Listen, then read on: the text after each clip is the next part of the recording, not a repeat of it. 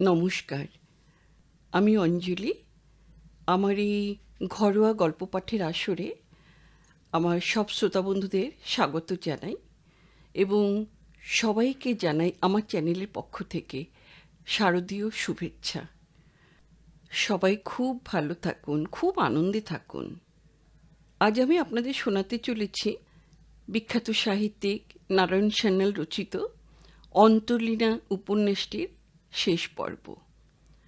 বন্ধুরা, যারা এ পর্যন্ত আমার সঙ্গে ছিলেন, বইটি শুনেছেন, তারা বুঝতে পেরেছেন উপন্যাসটি কী রকম, কি অসাধারণ একখানি উপন্যাস। আর এই শেষ পর্বটা সবচেয়ে বেশি ইন্টারেস্টিং। তাই আপনাদের কাছে অনুরোধ, এই শেষ পর্ব আপনারা শুনে বলবেন কেমন লাগলো আপনাদের, মানে উপন্যাসখানা কেমন লাগলো।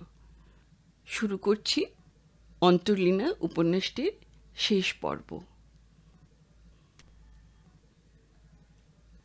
যে মেয়ের মন ছুঁতে পেরেছ তুমি, তার পাশাপাশি এমনই নিশ্চুপ বসে থাকাও রোম্যান্টিক।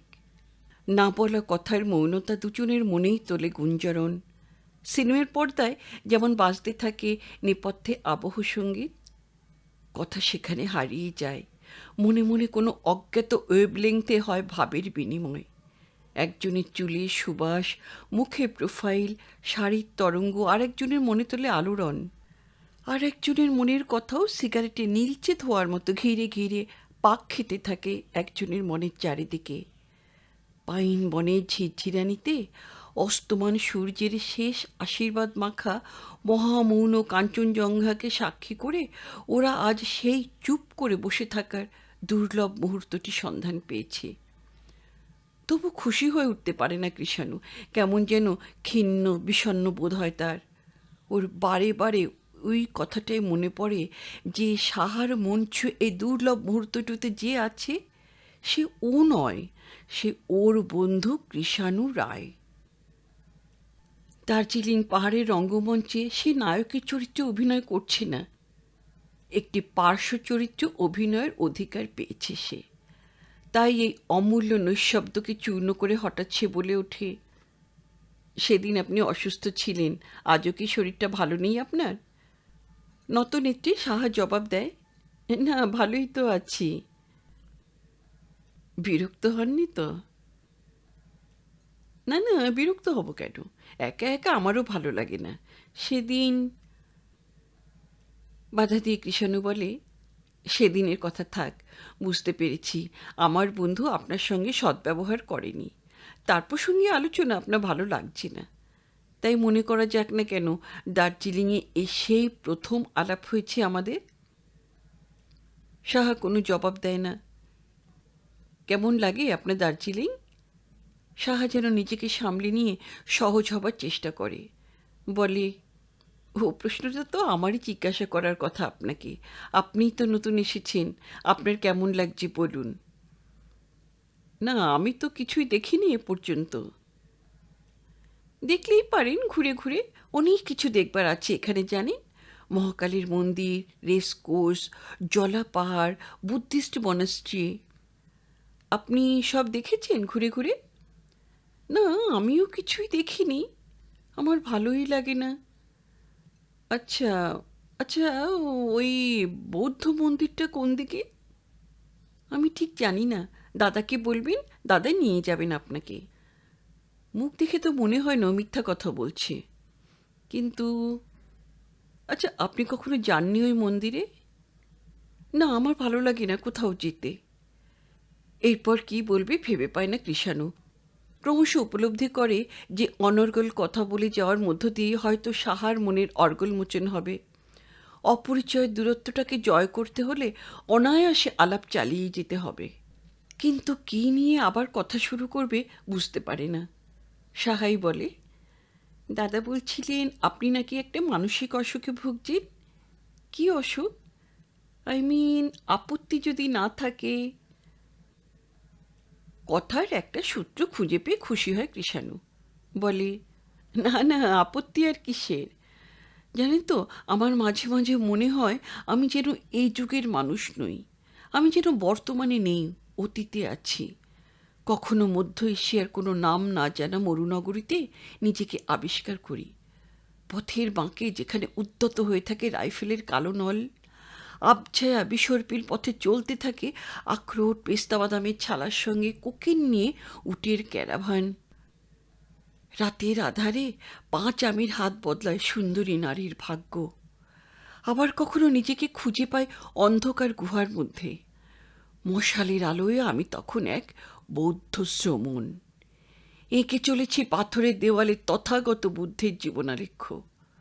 পরিধানে আমার গৈরিক কাঁসায়, মুন্ডিত মস্তক, হাতে আমার জহরতগোলা রঙের বাটি। সাহা অবাক হয়ে বলে, আশ্চর্য তো! ভীষণ উত্তেজিত হবার অভিনয় করে। জানেন তো, লোকে বলে আমি নাকি পাগল হয়ে যেতে বসেছি, কিন্তু আমি তো তা বিশ্বাস করি না। আমার মনে হয় এরকম অতীতের আমির মধ্যে বিলীন হয়ে যাওয়া মোটেই অসম্ভব নয়। যে কোনো মানুষের এমনটা হতে পারে, এ যেন খুবই স্বাভাবিক। সকলেরই মনে হয় জানেন।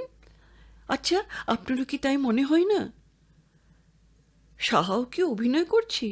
সে কি সত্যিই অবাক হয়ে বলল, কিন্তু আমার তো শুনে অদ্ভুত লাগছে।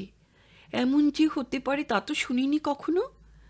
আপনার তখন কি মনে হয়, বর্তমানটা নেই? কৃষ্ণ একটু ভেবে বলে, বর্তমান? বর্তমান আপনি কাকে বলেন? ওই আর 5 জন যাকে বর্তমান বলে তাকেই, যা না অতীত না ভবিষ্যৎ। একটা অদ্ভুত থিওরি মুখে মুখে খাড়া করে তোলে কৃষাণু। বলে, বর্তমান কথাটা একটা মিসনোমার। বর্তমান বলে কিছু নেই, থাকতে পারে না। আমি আপনি নেই, বর্তমানে এই যে দুনিয়াটা দেখছি এটা নেই। সাহা বলে, নেই মানে? আপনি আমি নেই? সামনের ওই কাঞ্চনজঙ্ঘা পাহাড়টা নেই? না, নেই। কাঞ্চনজঙ্ঘা বর্তমানে নেই। কাঞ্চনজঙ্ঘা অতীতে ছিল, ভবিষ্যতেও থাকবে। শঙ্করের মায়াবাদ? না না, দর্শনের ছাত্র নই আমি। এটা আমি ম্যাথামেটিক্যালি রিয়েলাইজ করেছি। তাই আমি অতীতকে স্বীকার করি অপ্রতিবাদে ভবিষ্যৎকেও। আমি ছিলাম, আমি থাকব, এ দুটি অনস্বীকার্য। কারণ গত আর অনাগতের মাপ আছে, ব্যাপ্তি আছে, তৌল করা যায় তাকে। গতকালটা আমার অতীত, সমস্ত দিনটাই আমার স্মৃতির সঞ্চয়। তাকে আমি উপলব্ধি করেছি নিবিড়ভাবে, ভালোই মন্দে, কাঁদায় হাসায়। তেমনি মেনে নিতে রাজি আছি ভবিষ্যৎকেও, কারণ তার ব্যাপ্তি আছে, আছে বিস্তার, আছে অস্তিত্ব। কিন্তু বর্তমান? বর্তমান নেই, আমি আছি। কিন্তু আছে কি সময়ের মাপে? তাকে তৌল করব কোন সময়ের ইউনিটের মানদণ্ডে? এই ঘন্টাটা আমার বর্তমান নয়, কারণ ঘন্টার আদিতে অন্তটা ছিল অনাগত। আবার অন্তে পৌঁছে আদিকে দেখছি অতীত রূপে। এই মিনিটের শুরুতেও তো শেষটা হচ্ছে ভবিষ্যৎ। শেষে পৌঁছে শুরুকে যেমন দেখছি অতীত রূপে। মিনিট ভেঙে এলাম সেকেন্ডে, স্প্লিট সেকেন্ডে। সমাধান হয় না তাও, তবুও সময়ের সেই অতি সূক্ষ্ম খণ্ডের থেকে যায় একটা আদি আর অন্ত। আমার বর্তমানটা যখন আদিতে অন্ত তখনও আসেনি, যেমন আদি হয় অতীত, যখন অন্তটায় আমার বর্তমান। একটা দুর্বোধ্য গদ্য কবিতার মতো কথার ফুলঝুরি কেটে সমে এসে থামল কৃষাণু। একটু দম নিল। হয়তো মাথামুন্ডু নেই তার যুক্তিতে, কিন্তু সে যা চাইছিল তা হতে চলেছে। স্থির হয়ে গেছে সাহার দৃষ্টি। পলকহীন দৃষ্টিতে সে তাকিয়ে আছে ম্লানায়মান কাঞ্চনজঙ্ঘার শেষ রক্তবিন্দুটির দিকে। সূর্য অস্ত গেছে, কোথাও নেই এককণা রৌদ্র। শুধু কাঞ্চনজঙ্ঘার নীলিমায় এখনো মুছে যায়নি তার শেষ রক্তিম চুম্বন। একটা অতীন্দ্রিয় মিষ্টিক আচ্ছাদনে ধীরে ধীরে ডুবে যাচ্ছে সাহা। হয়তো আবার সেই কথা বলে উঠবে, কিন্তু তা সে বলে না। তাই আবার শুরু করে কৃষাণু, আমি ভাবি, তবে কি আমার বর্তমানের ব্যাপ্তিটা এতই সূক্ষ্ম যে তার আদি ও অন্ত হারিয়েছি তাদের পৃথক সত্তা? মিশে গেছি এক হয়ে, যেমন মিশে যায় জ্যামিতিক বিন্দু শুরু ও শেষ। তার মানে কি বাস্তবে কি আমি নেই? একটা দীর্ঘশ্বাস ফেলে সাহা বলে, আশ্চর্য যুক্তি তো আপনার, অদ্ভুত যুক্তি। একটা আর্ত জিজ্ঞাসা ভেঙে পড়ে কৃষাণু। এসব কথা আপনার কখনো মনে হয় না? কখনো মনে হয়নি আপনার বর্তমানটা ছায়া হয়ে বিন্দু বিন্দু হয়ে মিলিয়ে গেল, যেমন করে এই মাত্র মিলিয়ে গেল কাঞ্চনজঙ্ঘার মাথা থেকে সূর্যের শেষ রক্তিম স্বাক্ষর? কখনো আবিষ্কার করেননি নিজেকে তক্ষশিলায়, তাম্রলিপ্তিতে, উজ্জয়িনী অথবা অজন্তায়? যেন একটা সরীসৃপ নেমে গেল সাহার গা বেয়ে। হঠাৎ গা ঝাড়া দিয়ে উঠে পড়ে সাহা, বলে, চলুন ঘরে গিয়ে বসি। প্রত্যুত্তর করবার সময় দেয় না এক মুহূর্ত। দ্রুত ছন্দ পাহাড়ি হরিণীর মতো তরতরিয়ে নেমে যায় সে পাকদণ্ডি বেয়ে। একবারও ফিরে দেখে না কৃষাণু এলো না বসে রইল তার অদ্ভুত থিওরির মহাবিষে স্তব্ধ হয়ে। কৃষাণু লক্ষ্য করে সকলেই সতর্ক হয়ে গেছে রীতিমতো। এই রহস্যময় পুরীতে সকলেই সকলকে সন্দেহের চোখে দেখছে। ডাক্তার মিত্র কলকাতায় যাওয়াটা পিছিয়ে দিলেন, চৌধুরীর যাতায়াতটাও কমে গেছে। সাহাও অলক্ষিতে গুটিয়ে নিল নিজেকে। সকলেই ওকে সন্দেহ করছে নাকি? ডাক্তার মিত্রকে আরও প্রশ্ন করে কৃষাণু জেনেছে যে সাহাদের বিবাহ হয়েছিল রেজিস্ট্রি করে। চৌধুরী ব্রাহ্ম, তাই হিন্দু মতে সে বিবাহ করতে রাজি হয়নি। ওর কেমন যেন মনে হলো ডাক্তার মিত্র এখনও ওকে সব কথা বলেননি, কি যেন গোপন করছেন তিনি। একটা নতুন সম্ভাবনার কথা মনে হলো তার। গোয়েন্দা হিসেবে সব সম্ভাবনাই ওকে যাচাই করে দেখতে হবে। তাই সকলের অলক্ষিতে একদিন সে বেরিয়ে পড়ল পথে। আজকাল একা একা পাকদণ্ডির পদ্মে ওঠানামা করতে আর কৃষাণু ভয় পায় না। সৌভাগ্যক্রমে দার্জিলিং থানা থেকে এখনো বদলি হয়ে যাননি জগদীশ দে। চিনতে পারেন তিনি কৃষাণুকে, শুধু আইভি সহযাত্রী হিসেবেই নয়, ইন্টেলিজেন্স ব্রাঞ্চের প্রাক্তন অফিসার হিসেবেও। মণিমালা চা আর অমলেটে আপ্যায়ন করলেন পুরনো বন্ধুকে। কতদিন এসেছেন দার্জিলিংয়ে? খোঁজ করেননি কেন এতদিন? আপনি যে আছেন এখানে তা জানবো কেমন করে? তা উঠেছেন কোথায়? হোটেলে? কেন, গরিবখানা তো ছিলই। না না, হোটেলে নয়, আমার এক বন্ধুর গেস্ট হয়ে আছি এখানে। হিলি রোড থেকে ডাইনে বেরিয়ে গেলে টিলার মাথায় একটা বাড়ি আছে, দেখেছেন? ওই হিল পয়েন্টে, সেখানেই উঠেছি। হ্যাঁ, ও বাড়িটায় একজন বাঙালি ভদ্রলোক ভাড়া নিয়ে আছেন মাসখানেক। ছোট একটা অ্যাম্বাসেডর গাড়িও আছে ওদের, নয়? তা কিছুই তো আপনার দৃষ্টি এড়ায় না দেখছি। আলাপ হয়েছে ভদ্রলোকের সঙ্গে? না না, আলাপ হয়নি, তবে খবর কিছুটা রাখতে হয় বই কি। সোজা কাজের কথায় নেমে আসে কৃষাণু, বলে, আমি আপনার কাছে এসেছি একটা বিশেষ প্রয়োজনে। ছুটিতে আছি, জানেন বোধহয়। হ্যাঁ হ্যাঁ, শুনেছি, সেই অ্যাক্সিডেন্টের পর। আচ্ছা, কি হয়েছিল বলুন তো সে রাত্রে? হেসে ফেলে কৃষাণু, বলে, ডাক্তার বলেন সে রাত্রে দুর্ঘটনার কথা মনে না আনতে। অবশ্য আপনি যখন জিজ্ঞাসা করলেন তখন বলি। বাধা দিয়ে জগদীশবাবু বলেন, না না না না, তবে ও কথা থাক, তার চেয়ে কাজের কথা কি বলছিলেন তাই বলুন। আমি আপনার কাছে এসেছি একটি নির্ভুল সংবাদ সংগ্রহ করতে। খবরটা অত্যন্ত গোপনীয়, বুঝলেন? আপনি পাটনার পুলিশ হেডকোয়ার্টার্সে চিঠি লিখে একটা খবর আনিয়ে দিন তো আমাকে। পাটনা ম্যারেজ রেজিস্ট্রার অফিসে গত 17ই আগস্ট লেট পি মিত্র বারঅ্যাটলর একমাত্র কন্যা ডাক্তার সাহা মিত্রের সঙ্গে কারো বিবাহ লিপিবদ্ধ করা আছে কি না? থাকলে ব্রাইড গ্রুমের নাম কি এবং তার প্রাক বিবাহ জীবন সম্বন্ধে মোটামুটি কি খবর পাওয়া যায়। জগদীশবাবু সব নোট করে নিয়ে বলেন, রেডিওগ্রামে করে দিচ্ছি, দিন 5-6 পরে খবর পেয়ে যাবেন। কিন্তু ব্যাপারটা কি বলুন তো? কৃষাণু হেসে বলে, রহস্যটা এখনই পরিষ্কার করি কেন?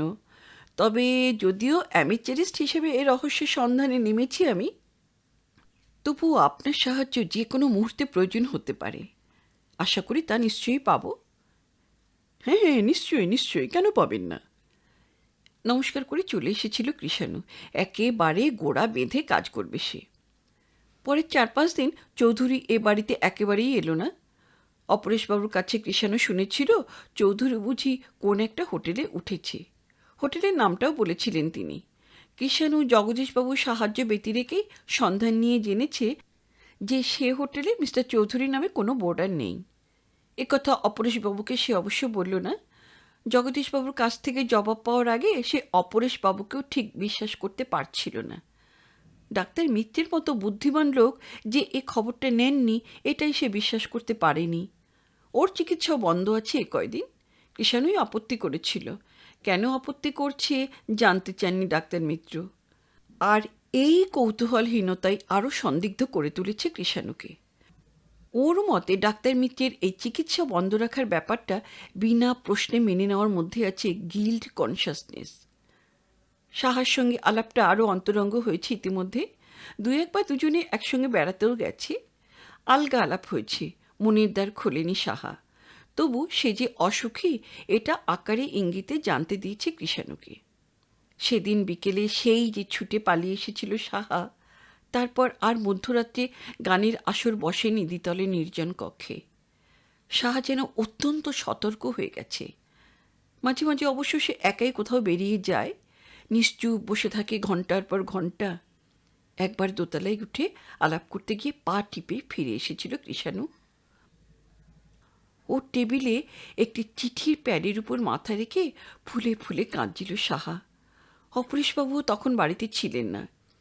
সুব্রত দাসের সঙ্গে সাহার সম্পর্কটা এতটা ঘনিষ্ঠ নয় যে এমন একটা মুহূর্তে ওর পিঠের উপর একটা হাত রাখবে কৃষাণু। নিঃশব্দে নেমে এসেছিল নিচে, মনে মনে ধিক্কার দিয়েছিল ওর বন্ধু কৃষাণু রায়কে। দিন 7 পরে জগদীশবাবুর কাছে চূড়ান্ত সংবাদ পাওয়া গেল। পাটনা অফিস থেকে জবাব এসেছে। ম্যারেজ রেজিস্টার অফিস থেকে জানা গেছে যে 17ই August late Pratul Mitra bar at লর কন্যা ডাক্তার সাহা মিত্র MBBS-এর সাথে বিবাহ হয়েছে মিস্টার M চৌধুরীর। পাটনা অফিস আরও লিখেছে যে ব্রাইডগ্রুম পার্টনারই ছেলে। বিয়ের পরে সস্ত্রীক কোথাও চলে গেছে। লিখেছে মিস্টার চৌধুরী ইতিপূর্বেও আরও একবার বিবাহ করেছিলেন। সে মেয়েটি আত্মহত্যা করে। এ নিয়ে খুবই স্ক্যান্ডালও হয়। প্রতিবেশীরা সন্দেহ করেছিল আত্মহত্যা নয়, হত্যাই করা হয়েছিল হতভাগিনীকে, অথবা আত্মহত্যা করতে বাধ্য করা হয়েছিল তাকে। যদিও প্রমাণের অভাবে পুলিশ কেস চালায়নি। এসব কথা পাটনার লোকেরা না জানে তা নয়, তবু কেন যে ডাক্তার মিস মিত্র তাকেই বিবাহ করেন এবং তার দাদা কেন যে এ বিয়ে অনুমোদন করলেন সেটা অনেকের কাছেই রহস্যজনক। পাটনার অফিস জানতে চেয়েছে এ বিষয়ে কেন প্রশ্ন করা হলো এবং আরও কোনো বিস্তারিত সংবাদ চায় কি না। টাইপ করা চিঠিখানা জগদীশবাবুর হাত থেকে নিয়ে নিজেই পড়ল কৃষাণু। একবার নয় 2 বার, তারপর ফেরত দিল। Any more details? হ্যাঁ চাই। চৌধুরীর প্রথম পক্ষের স্ত্রীর কিভাবে মৃত্যু হয়, সে ধনীর কন্যা ছিল কি না, তার মৃত্যুতে স্ত্রীর সম্পত্তি সে পেয়েছে কি না। ডাক্তার অপরেশ মিত্র মানে সাহার দাদার সঙ্গে এই চৌধুরীর কতদিনের আলাপ, বস্তুত ওই চৌধুরীদের সম্বন্ধে যাবতীয় সংবাদ আমি বিস্তারিত জানতে চাই। জগদীশবাবু বলেন, কিন্তু এবার তো আপনি আমাকে বলবেন কেন এত কথা জানতে চাইছেন। অফিসিয়ালি এসব খবর বিস্তারিত জানতে চাইলে। অফকোর্স, থামিয়ে দেয় কৃষাণু তাকে। সংক্ষেপে জানায় সাহা এবং চৌধুরীর কথা, ডাক্তার মিত্রের কথাও। বলে সে সন্দেহ করে চৌধুরী তার দ্বিতীয় পক্ষের স্ত্রীকে হত্যার বদলে পাগল প্রতিপন্ন করতে চাইছে, হয়তো সত্যিই পাগল করে তুলেছে তাকে। নিঃসন্দেহে সাহার পৈতৃক সম্পত্তিটাই তার লক্ষ্য। উপসংহারে বলে, একটা জিনিস শুধু বুঝে উঠতে পারছি না বুঝলে, ডাক্তার মিত্র কেন রাজি হলেন এমন একটা ছেলের সঙ্গে বোনের বিয়ে দিতে। এত বড় স্ক্যান্ডালটা শুনতে পেলেন না তিনি পাটনায় বসেও? জগদীশবাবু নির্বিকারভাবে বলেন, তার একমাত্র উত্তর এই যে চৌধুরীর উপর আপনি যে সন্দেহ করছেন ডাক্তার মিত্রকেও দিতে হয় তার অংশ। ধরে নিতে হয় যে ওরা দুজনে মিলে এটা করছেন। কৃষাণু জবাব দেয় না, গভীর চিন্তার মধ্যে ডুবে যায় ক্রমে। জগদীশবাবুই আবার বলে, আমি বরং ভাবছি অন্য কথা। চৌধুরী পাটনার ছেলে, সাহাদেবীও পাটনা কলেজে পড়েছেন। স্ক্যান্ডালটা তো তারও শোনা উচিত। তিনিই বা রাজি হলেন কেন? একটা দীর্ঘ নিঃশ্বাস ফেলে কৃষাণু বলে, তার কারণটা আমি অনুমান করতে পারি। অন্য এক জায়গা থেকে একটা প্রচণ্ড আঘাত পেয়ে সে সময় ওর মনটা প্যারালাইজড হয়েছিল। এবার নীরব হতে হয় জগদীশবাবুকে। প্রাতরাশির টেবিলে গত এক সপ্তাহের মধ্যে একদিনও যোগ দেননি চৌধুরী। আজও তিনি অনুপস্থিত। ডাক্তার মিত্র চা পান করতে করতে বলেন, আমি কাল কলকাতা নামছি সাহা, দিন সাতেক দেরি হবে ফিরতে। সাহার মুখে হঠাৎ ঘনিয়ে ওঠে একটা আতঙ্কের আভাস। সামলে নিয়ে বলে, দেরি করো না যেন। চা পর্বে শেষে সাহা উঠে গেল উপরে। একটা আড়ামোড়া ছেড়ে ডাক্তার মিত্র উঠে পড়েন। কৃষাণু বলে, একটা কথা ডাক্তারবাবু, আপনি কি জানতেন মিস্টার চৌধুরী আগেও একবার বিবাহ করেছিলেন? ডাক্তারবাবু একটু চমকে ওঠেন যেন, সামলে নিয়ে বলেন, হ্যাঁ জানতাম। কেন বলুন তো, আপনি জানলেন কি করে? তো একথাও কি আপনি জানতেন যে চৌধুরীর প্রথমা স্ত্রী আত্মহত্যা করেছিলেন? অপরেশবাবুর দৃষ্টিটা কঠিন হয়ে ওঠে। অত্যন্ত দ্রুত কয়েকটি চিন্তা তার মনে জাগলো, এটা বোঝা যায়। একটু দেরি হলো তার জবাবটা দিতে, কিন্তু জবাব যখন দিলেন তখন কণ্ঠস্বরে দৃঢ়তার কোনো অভাব ছিল না। ডাক্তার মিত্র বললেন, মিস্টার রায়, সেদিন আপনি আমাকে দুখানা টিকিট কাটতে বলেছিলেন। আমিই বাধা দিয়েছিলাম। আজ মনে হচ্ছে ভুল করেছিলাম। দুখানা টিকিটই কেটে আনবো আজ, আপনি বরং তৈরি হয়ে নিন। কথা শেষ করে আবার উঠে দাঁড়িয়ে পড়েন ডাক্তার মিত্র। রহস্যটা ক্রমে পরিষ্কার হয়ে আসছে, তাই কৃষাণু বলতে পারে, কিন্তু যাবার ইচ্ছেটা যে আমার একেবারে চলে গেছে ডাক্তার মিত্র। স্বেচ্ছায় আপনি আসেননি মিস্টার রায়, না হয় স্বেচ্ছায় নাই বা গেলেন। কিন্তু আপনার তরফে বা হঠাৎ এমন তাগিদ দেখছি কেন? তাগিদ এজন্য যে গোয়েন্দাগিরি করবার জন্য আপনাকে এখানে আনিনি আমি। এনেছিলাম আমার বোনের চিকিৎসায় সাহায্য হবে বলে। কিন্তু এখন বুঝতে পারছি সে কাজ আপনাকে দিয়ে হবে না। আপনার চিকিৎসা করাও আমার পক্ষে সম্ভব নয়। আপনার বোনের গোপন রহস্য খুঁজে বার করা আমার সাধ্যাতীত, কারণ আপনি সজ্ঞানে তার চতুর্দিকে একটা প্রাচীর খাড়া করে রেখেছেন।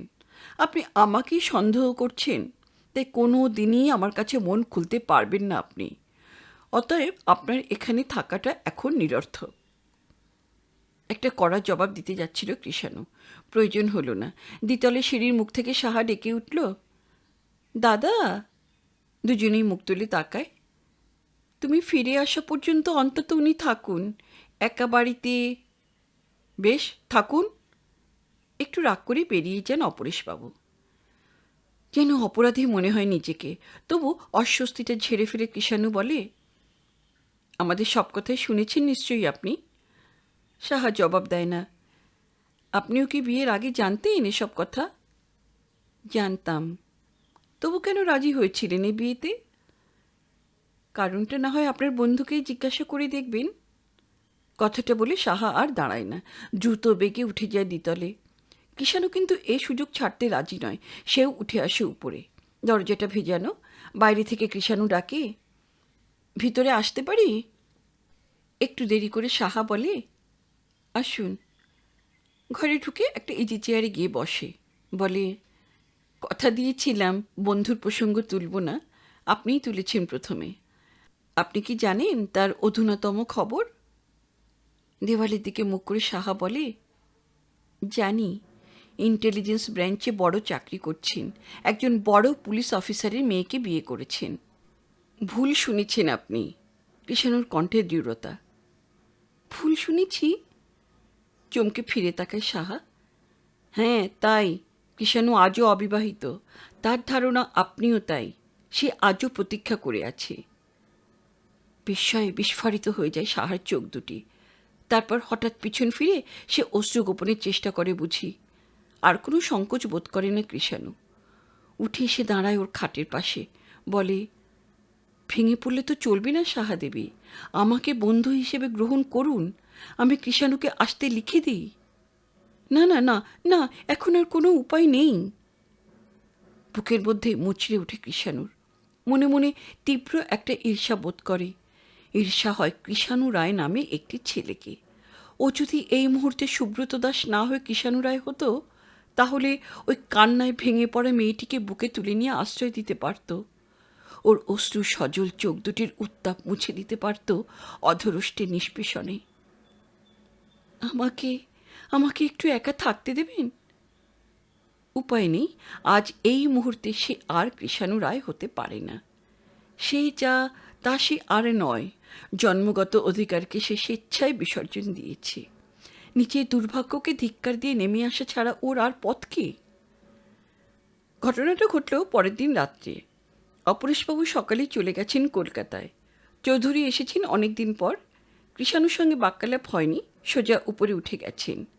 কৃষাণুর অনুসন্ধিৎস ষষ্ঠ ইন্দ্রিয় বলে দিচ্ছিল নেপথ্যে একটা কিছু ঘনিয়ে উঠছে। কি যেন একটা বোঝাপড়া হচ্ছে দ্বিতলে দুটি একান্তবাসী নরনারীর মধ্যে। ওদের স্বামী স্ত্রীর বোঝাপড়ার ভিতর কৃষাণুর কোনো স্থান নেই, কিন্তু উৎকর্ণ না হলেও উদ্গ্রীব হয়ে প্রতীক্ষা করে সে এর ফলাফলের। রাত বাড়ল। ওরা ডিনার খেতে নামলেন না কেউই। একাই আহার সমাধা করতে হলো কৃষাণুকে বাহাদুরের অনুরোধে। আহারান্তে নিজের ঘরে এসে বসে থাকে চুপ করে। ঘুম আসে না। প্রহরের পর প্রহর কেটে যাচ্ছে। উপর মহল থেকে ভেসে আসছে একটা চাপা উত্তেজনা, কথা কাটাকাটির একটা আভাস। মাঝে মাঝে উষ্ণ বাক্য বিনিময় যখন উঠছে ক্লাইম্যাক্সের শিখরে, তখন এক আধটা ছুটকো শব্দ ভেসে এসে উতলা করে তুলছে ওকে। আবার নিথর হয়ে যাচ্ছে বিশ্ব চরাচর পর মুহূর্তেই। রাত প্রায় 11টা নাগাদ নেমে এলেন চৌধুরী। এবার আর পিছনে দরজা দিয়ে নয়, সামনের সিঁড়ি দিয়েই। সদর খুলে বেরিয়ে গেলেন সদর্পে। ঠিক পর মুহূর্তেই ছুটে নেমে এলো সাহা। দরজার কাছে গিয়ে মুখ বাড়িয়ে ডাকল পিছন থেকে, শোনো শোনো শোনো, শুনি যাও একটা কথা। ফিরলেন না চৌধুরী। টর্চের গোল আলোর রেখাটা অন্ধকারে হাতড়ে হাতড়ে এগিয়ে গেল পাকদণ্ডির পদবেগ কাট রোডের দিকে। কী করবে বুঝতে পারে না কৃষাণু। ঠিক সেই সময় সদর দরজার কাছে ভারী কিছু একটা পড়ে যাবার শব্দ হলো। নিজের ঘর থেকে ছুটে বেরিয়ে এলো কৃষাণু। খোলা দরজার উপরেই বসে পড়েছে সাহা। শুয়েই পড়েছে বলা উচিত। স্খলিত আঁচলটা লুটুচ্ছে মেঝেতে। কনকনে ঠান্ডা হওয়ায় ভ্রুক্ষেপ নেই তার। পড়ে আছে সম্মোহিত স্থানুর মতো। হিস্টেরিয়া আছে নাকি ওর? কাছে গিয়ে স্পর্শ করাতে সম্বিত ফিরে আসে না সাহার। দাঁতে দাঁত লেগে গেছে। হ্যাঁ, ফিটি হয়েছে তাহলে। আর ইতস্তত করার কোনো মানে হয় না। পাজা কোলা করে তুলে এনে ওকে শুইয়ে দেয় একটা সোফায়। চোখ দুটি নিমিলিত, চোয়াল দৃঢ়নিবদ্ধ, হাত মুষ্টিবদ্ধ। মুখে জলের ছাপটা দেওয়া উচিত বোধ হয় এখন।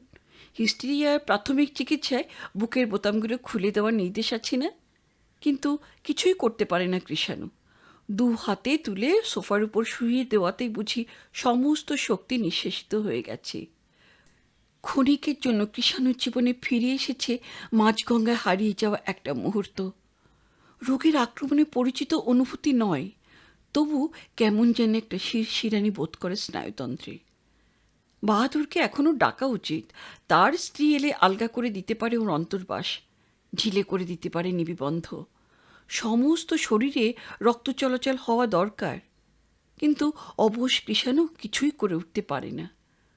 হঠাৎ নজরে পড়ে সাহা দৃঢ় মুষ্টিতে কি যেন একটা ধরা আছে। জোর করে মুঠি খুলে নিতেই বেরিয়ে পড়ে একটা ছোট্ট হোমিওপ্যাথিক শিশি আর এক টুকরো কাগজ। ভাঁজ খুলে লেখাটা পড়তেই একটা হিমপ্রবাহ খেলে যায় ওর সর্বাঙ্গে। লেখা আছে, আমার মৃত্যুর জন্য কেউ দায়ী নয়, সাহা। শিশিতে শিশিতে কী ছিল তাহলে?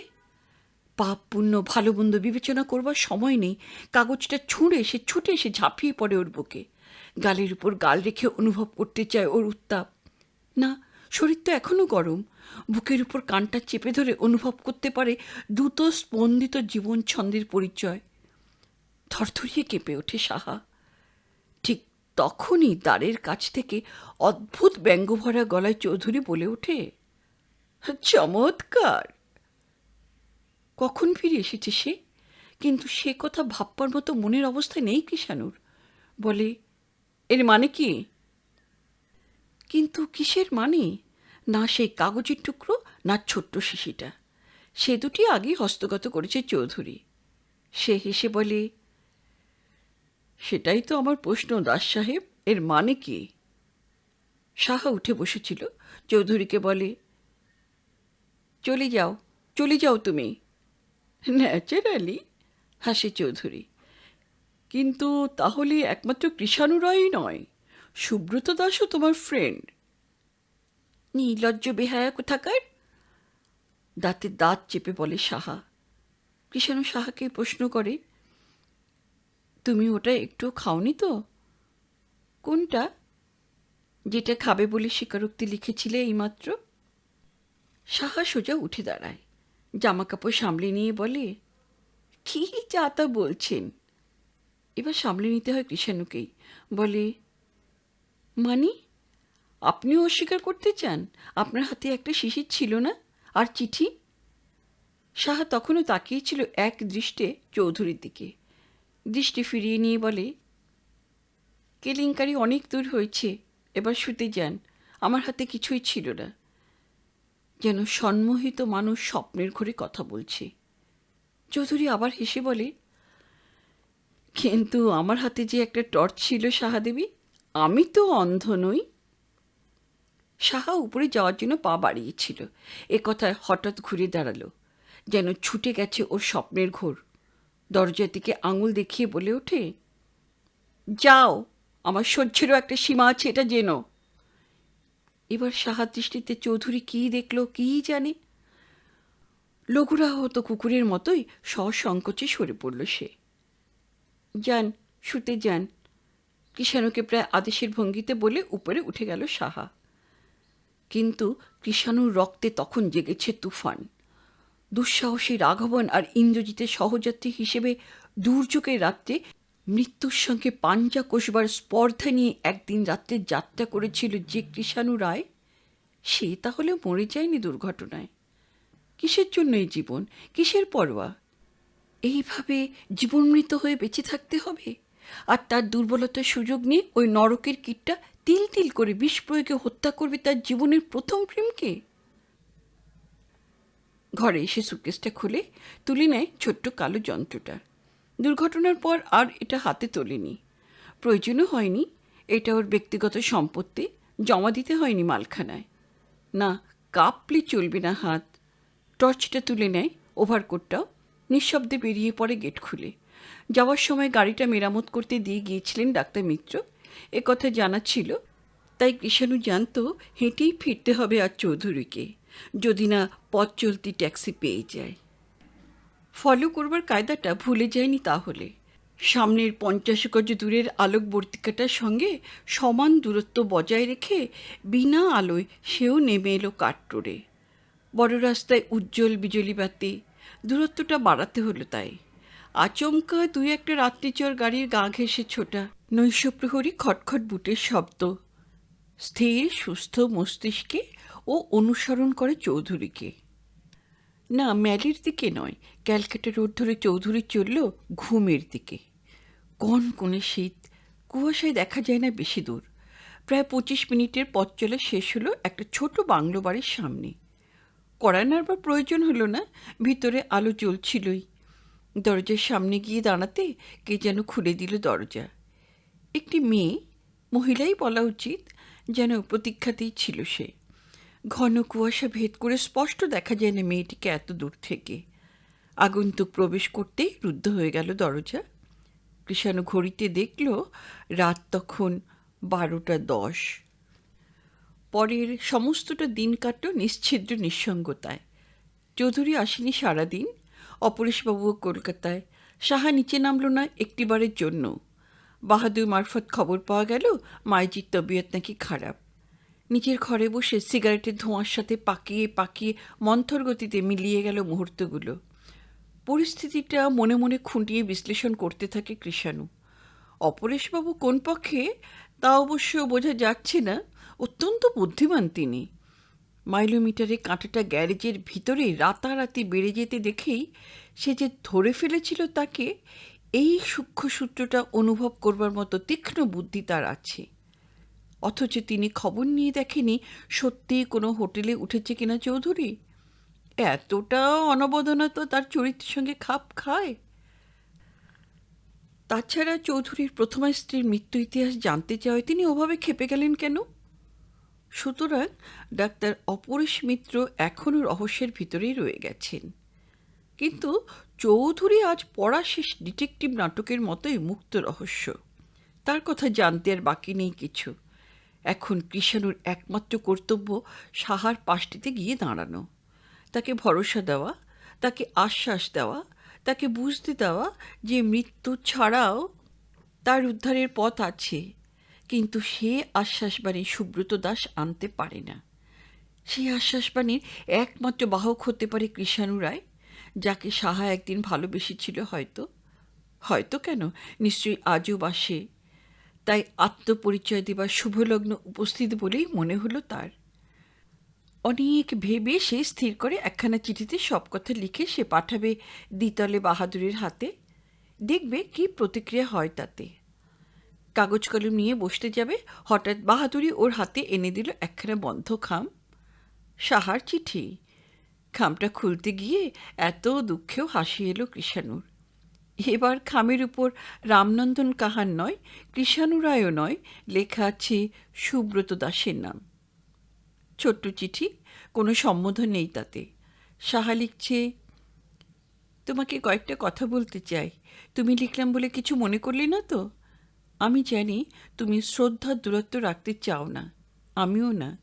যে কথা বলতে চাই তোমাকে, অমন শ্রদ্ধাস্পদ দূরের লক্ষ্যে তা বলা যায় না।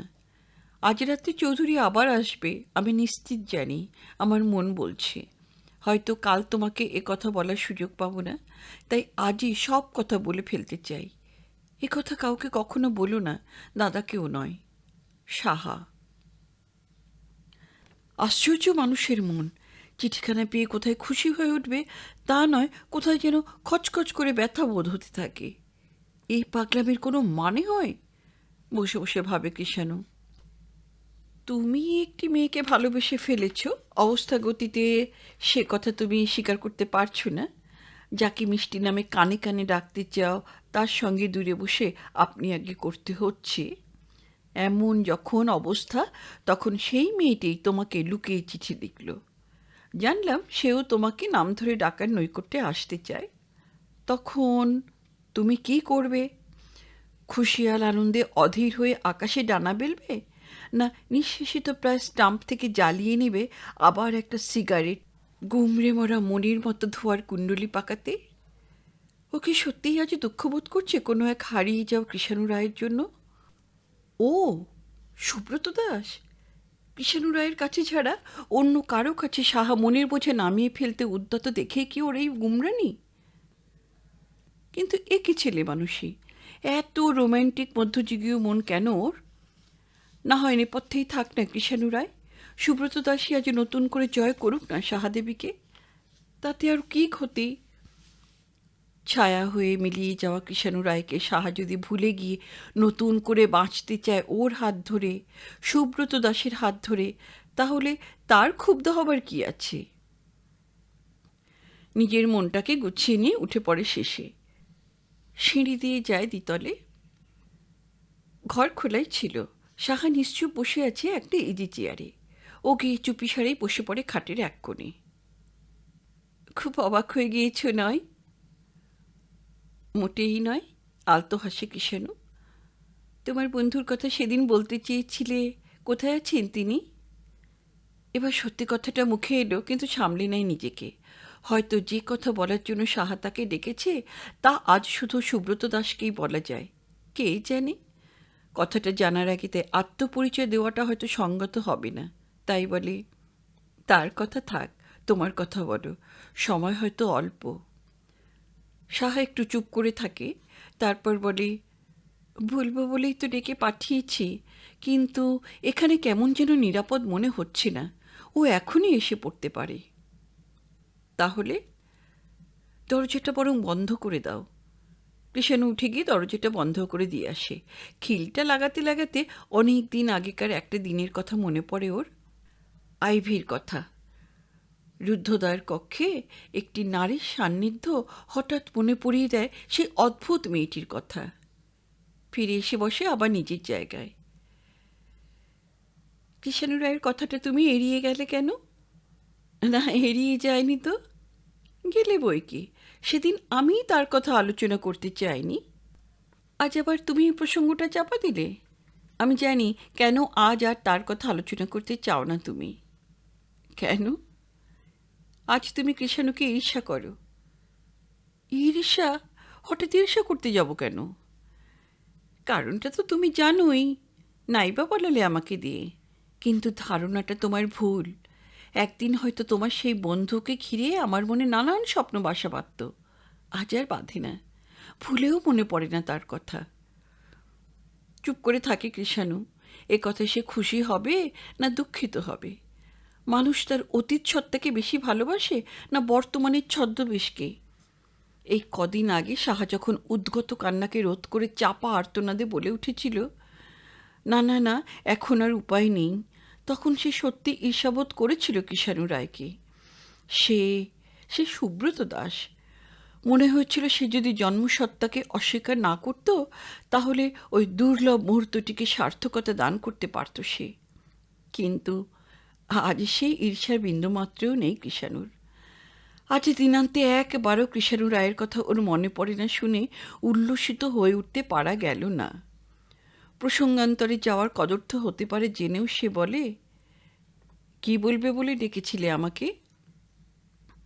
জবাব না দিয়ে সাহা ধীরে ধীরে উঠে গিয়ে দাঁড়ায় জানলার কাছে, পিছন ফিরে। 1 মিনিট, 2 মিনিট চুপ করে দাঁড়িয়েই থাকে, যেন সে মনে মনে সাহস সঞ্চয় করছে। অনেক অনেক দিন পরে এই নীরব মুহূর্তটিতে আবার একটা অতি পরিচিত অনুভূতি কৃষাণু স্নায়ুতন্ত্রীগুলোকে অবশ করে তোলে। পায়ের পাতা থেকে একটা শিরশিরানি মেরুদণ্ড পেয়ে দ্রুত উঠে আসছে মস্তিষ্কের দিকে। মুখটা শুকিয়ে আসছে, জিভটা আঠা আঠা, চোখ ফেটে জল আসে কৃষাণুর। ওই মিলিয়ে যেতে শুরু করেছে পিছন ফেরা মেয়েটির অঙ্গাবরণ। কিন্তু না, কিছুতেই এই দুর্ঘটনাকে ঘটতে দেওয়া চলবে না। এর অব্যর্থ ঔষধ ওর জানা আছে।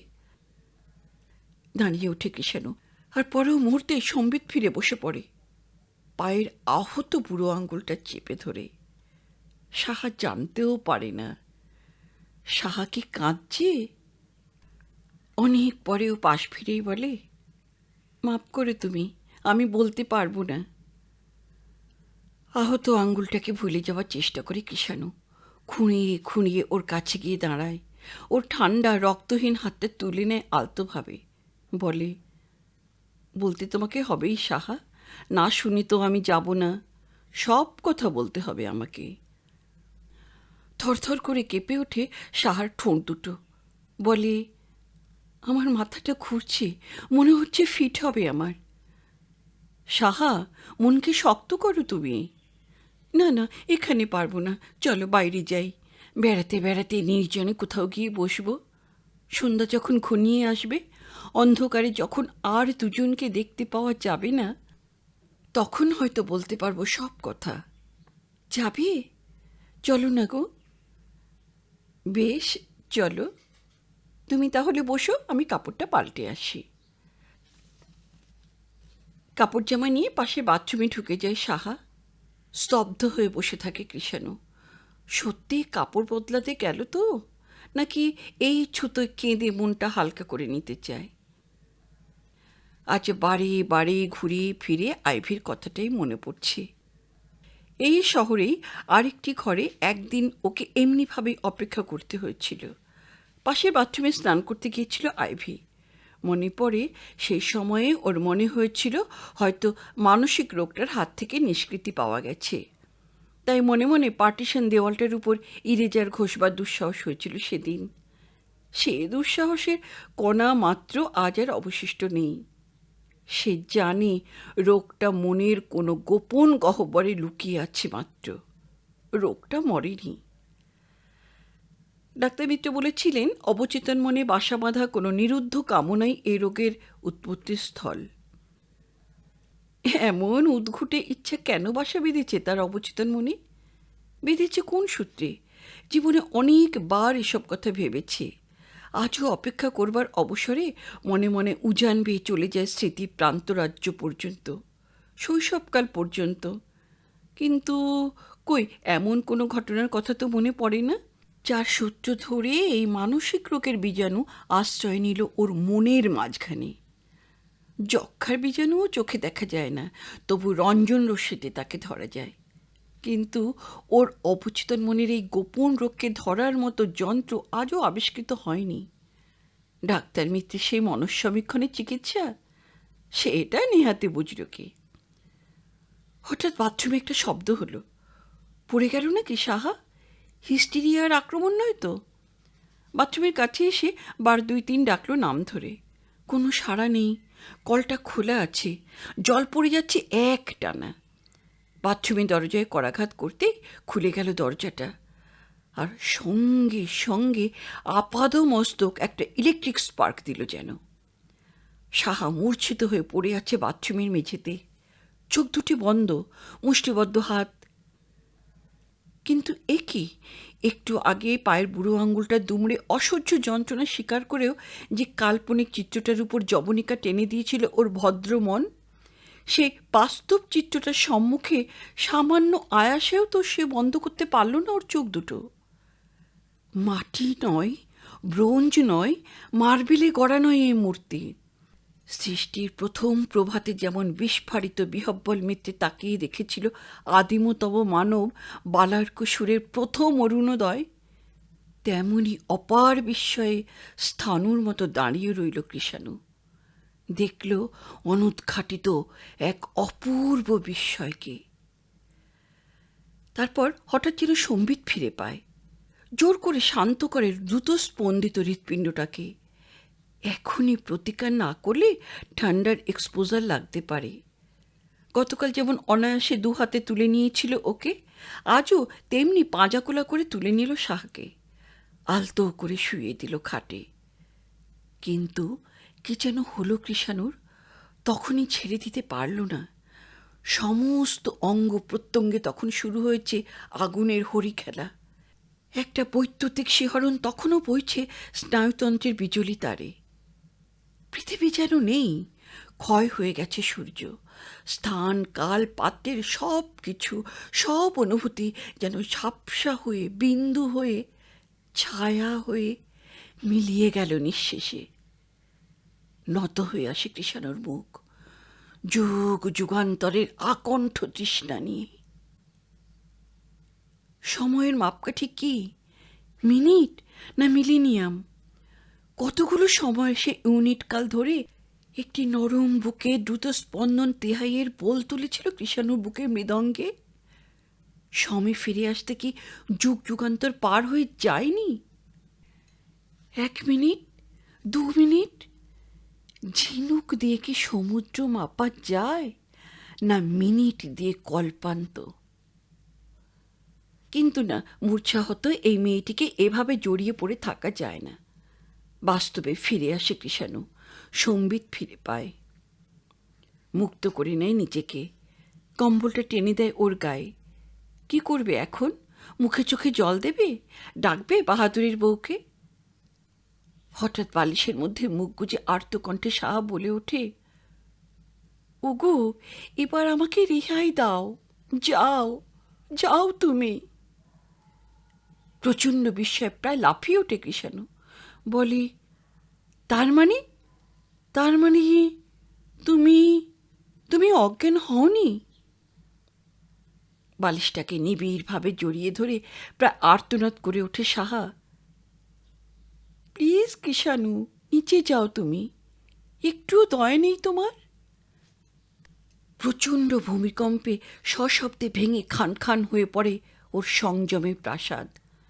কৃষাণু রায় ও নয়, সুব্রত দাসও নয়, ও আদিমতম মানুষ। অজ্ঞান সাহা হয়নি, একটি খণ্ড অনুপলের জন্য চেতনা হারায়নি তাহলে? সাহা তাকে চিনতে পেরেছে? কখন, কেমন করে, এসব কথা তার মনে এলো না। ভালো মন্দ, ন্যায় অন্যায় সব চেতনা মিলিয়ে যায় একটি মুহূর্তের জন্যে। পাহাড়ের উত্তুঙ্গ চূড়ার উপর থেকে উত্তাল সমুদ্রে ঝাঁপ দিয়ে পড়ে যেন। চোখ বুজে আছে সাহা, ভয়ই নয়, উত্তেজনায়, উচ্ছ্বাসের উদ্দামতায়। কৃষাণু নিবিড় হয়ে হারিয়ে যেতে চায়, ফুরিয়ে যেতে চায় যেন। ওর ভদ্র শিক্ষিত মনের ভিতরে কোথায় ছিল একটা গোপন গহ্বর, সেখান থেকে হঠাৎ বের হয়ে এলো আদিম হিংস্র একটা প্রাগৈতিহাসিক জীব। তাকে সে চেনে না, তার অস্তিত্বটাও জানা ছিল না এতদিন। কিন্তু কই, সাহাও তো ভয় পেল না সেই আদিম বর্বরটাকে। শিথিল প্রায় সাহার গায়ের উপর কম্বলটা আবার টেনে দিয়ে মাতালের মতো টলতে টলতে নিচে নেমে এলো কৃষাণু নিজের ঘরে। ওর মনের মধ্যে ধীরে ধীরে থেমে আসছে ঝড়ের তাণ্ডব। কালবৈশাখী ঝড় থেমে গেছে। প্রবল বর্ষণের পর স্তব্ধ গাম্ভীর্যে থমকে আছে আকাশ। এখানে ওখানে জমে আছে ঝড়ে ঝরে পড়া গাছের পাতা আর বৃষ্টির চিকচিকে জল। তাতে প্রতিবিম্ব পড়েছে মেঘ সরে যাওয়া আকাশের দুই একটা উঁকি মারা তারার। অনেকক্ষণ কেটে গেছে। সন্ধ্যার অন্ধকার ঘনিয়ে এসেছে ক্রমে। আর বেড়াতে বের হয়নি ওরা, এখন সেটা সম্ভবও নয়। কিন্তু কেমন করে ওকে চিনল সাহা? কখনই বা চিনল প্রথম? ওকে উপরেই বা ডেকে নিয়ে গিয়েছিল কী উদ্দেশ্যে? যে কৃষাণুর কথা দিনান্তে একবারও মনে পড়ে না সাহার, তার এই আচরণের উদ্দেশ্য কি? কখন? কেন? কী জন্যে? প্রশ্নবোধক চিহ্নগুলো রিবেটের মাথায় ইলেকট্রিক হাতুড়ির মতো বারে বারে আঘাত করতে থাকে ওর মস্তিষ্কে। কিন্তু কিছুতেই সাহস সঞ্চয় করে গিয়ে জিজ্ঞাসা করতে পারে না। মুখচোরা লাজুক যে কৃষাণুকে ও হারিয়ে ফেলেছিল বছর কয়েক আগে জীবনের পথের বাঁকে, সেই যেন এসে অধিকার করেছে ওর মনকে। সে যুগের ট্রামের লেডিস সিটের দিকে চোখ তুলে তাকাবার সাহস ছিল না ওর। আজও সাহস হলো না দ্বিতলে উঠে গিয়ে প্রশ্নবোধক এক ঝুড়ি চিহ্ন নামিয়ে দিয়ে জিজ্ঞাসু নেত্রে ওর দিকে তাকাতে। বাহাদুর এসে দিয়ে যায় 1 কাপ চা আর 1খানা চিঠি। এবার খামের উপর কারো নাম লেখা নেই। তাড়াতাড়ি খামটা খুলে পড়তে থাকে কৃষাণু। আমাকে উদ্ধার করতে তুমি আসোনি, আমি জানি। এসেছিলে আমার দাদার কাছে তোমার রোগ মুক্তির সন্ধানে। তোমার বিশল্যকরণী দাদার কাছে ছিল না, ছিল আমার কাছে। ওষুধ তো পেলে, এবার বিদায় হও তো তুমি। ধূপছায়া রঙের শাড়ি পরা, পায়ে আলতা, কপালে টিপ, সেই মেয়েটি ধ্যান করোগে যাও। মানুষই যখন অটুট আছে, তখন মানবীর এই মর্মন্তুদ মৃত্যুতে কাতর হওয়া তোমার মতো আর্টিস্টের তো শোভা পায় না। অবাক হয়েছ কি? হওয়া তো উচিত নয় তোমার মতো ইন্টেলিজেন্স ব্রাঞ্চের বিজ্ঞ অফিসারের। অবশ্য বোকামিটা যখন করেছিলে তখনও গোয়েন্দা হওনি তুমি। হ্যারিসন রোডের মেসেই তুমি নির্ভুল পরিচয় দিয়েছিলে নিজের। নিজের চোখে সমস্ত দেখে সমস্ত বুঝেও নীরবে ফিরে এসেছিলাম আমি অপমানে পশরা মাথায় নিয়ে। আশা করি তুমিও আজ নিজের চোখে আমার পরিণাম দেখে সমস্ত বুঝেও অমনি নীরবে নিঃশব্দে ফিরে যাবে। কি করে চিনেছিলাম? তোমার খালি গায়ে উপবিত্রা স্পষ্ট দেখা গিয়েছিল। সুব্রত দাসের বদলে কোনো ব্রাহ্মণের ছদ্মনাম নেওয়া উচিত ছিল তোমার। দ্বিতীয়ত, তোমার রোগের আক্রমণ দেখলাম। তৃতীয়ত তোমাকে শুইয়ে দিয়ে মাথা নিচে বালিশটা ঠিক করতে গিয়ে দেখলাম আমার খোলা চিঠিটা। সেটা তুমি খুলে পড়ছিলে, পড়েও আমাকে স্বীকার করনি। মনে আছে নিশ্চয়ই সে চিঠিতে আমি একটিমাত্র সাক্ষাৎ ভিক্ষা করেছিলাম, প্রথম ও শেষ সাক্ষাৎ। প্রতিশ্রুতি দিয়েছিলাম তোমাকে, তারপর তোমার আর আইভির জীবনের মাঝখানে আমি এসে দাঁড়াবো না কখনো। সব জেনে শুনেও দ্বার থেকে তুমি আমাকে ফিরিয়ে দিয়েছিলে। কেন সব কথা শুনে চৌধুরীকে বিয়ে করতে রাজি হয়েছিলাম এ কথা জানতে চেয়েছিলে একদিন। যাওয়ার আগে জবাবটা জেনে যাও কৃষাণু। যা চাই সহজে তা পাবো বলে।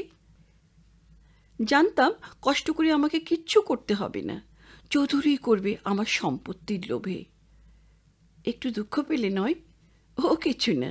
সেন্টিমেন্টাল অভিনেতা যখন কোনো মেলোড্রামায় রোম্যান্টিক পার্ট করে, তখন 2-1 ফোঁটা চোখের জল তাকে ফেলতেই হয়।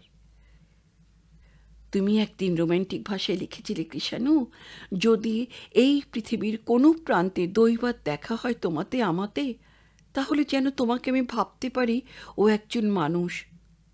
মাপ করো কৃষাণু, আমি প্র্যাগমেটিক, তোমার ও অনুরোধটা তাই আমি রাখতে পারবো না।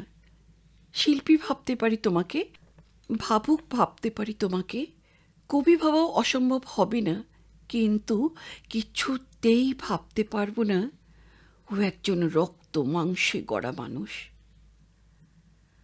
আমার শেষ অনুরোধ কৃষাণু, সেই দুর্ভাবনার মধ্যে তুমি আমাকে ফেলো না, আমার সামনে এসে দাঁড়িও না কখনো। চাবুকের পর চাবুকের প্রহারে জর্জরিত তনু কৃষাণু তখনই উঠে দাঁড়ায়।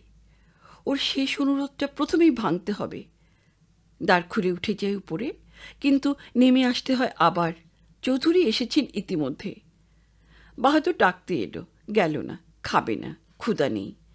কেমন করে একবার সাক্ষাৎ করা যায় সাহার সঙ্গে জনান্তিকে, সে সুযোগ পাওয়া গেল না।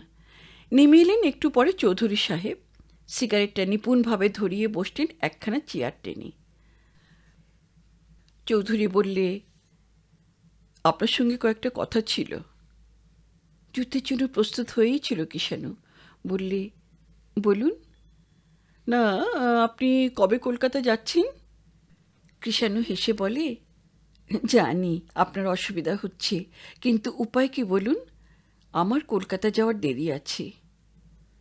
একটু দৃঢ়ভাবে চৌধুরী বলেন, আর তাস লুকোবার চেষ্টা করে লাভ নেই মিস্টার রায়, আপনাকে আমি চিনি। ডিটেকটিভ কৃষাণু রায় একমাত্র বুদ্ধিমান লোক নন এই দুনিয়ায়।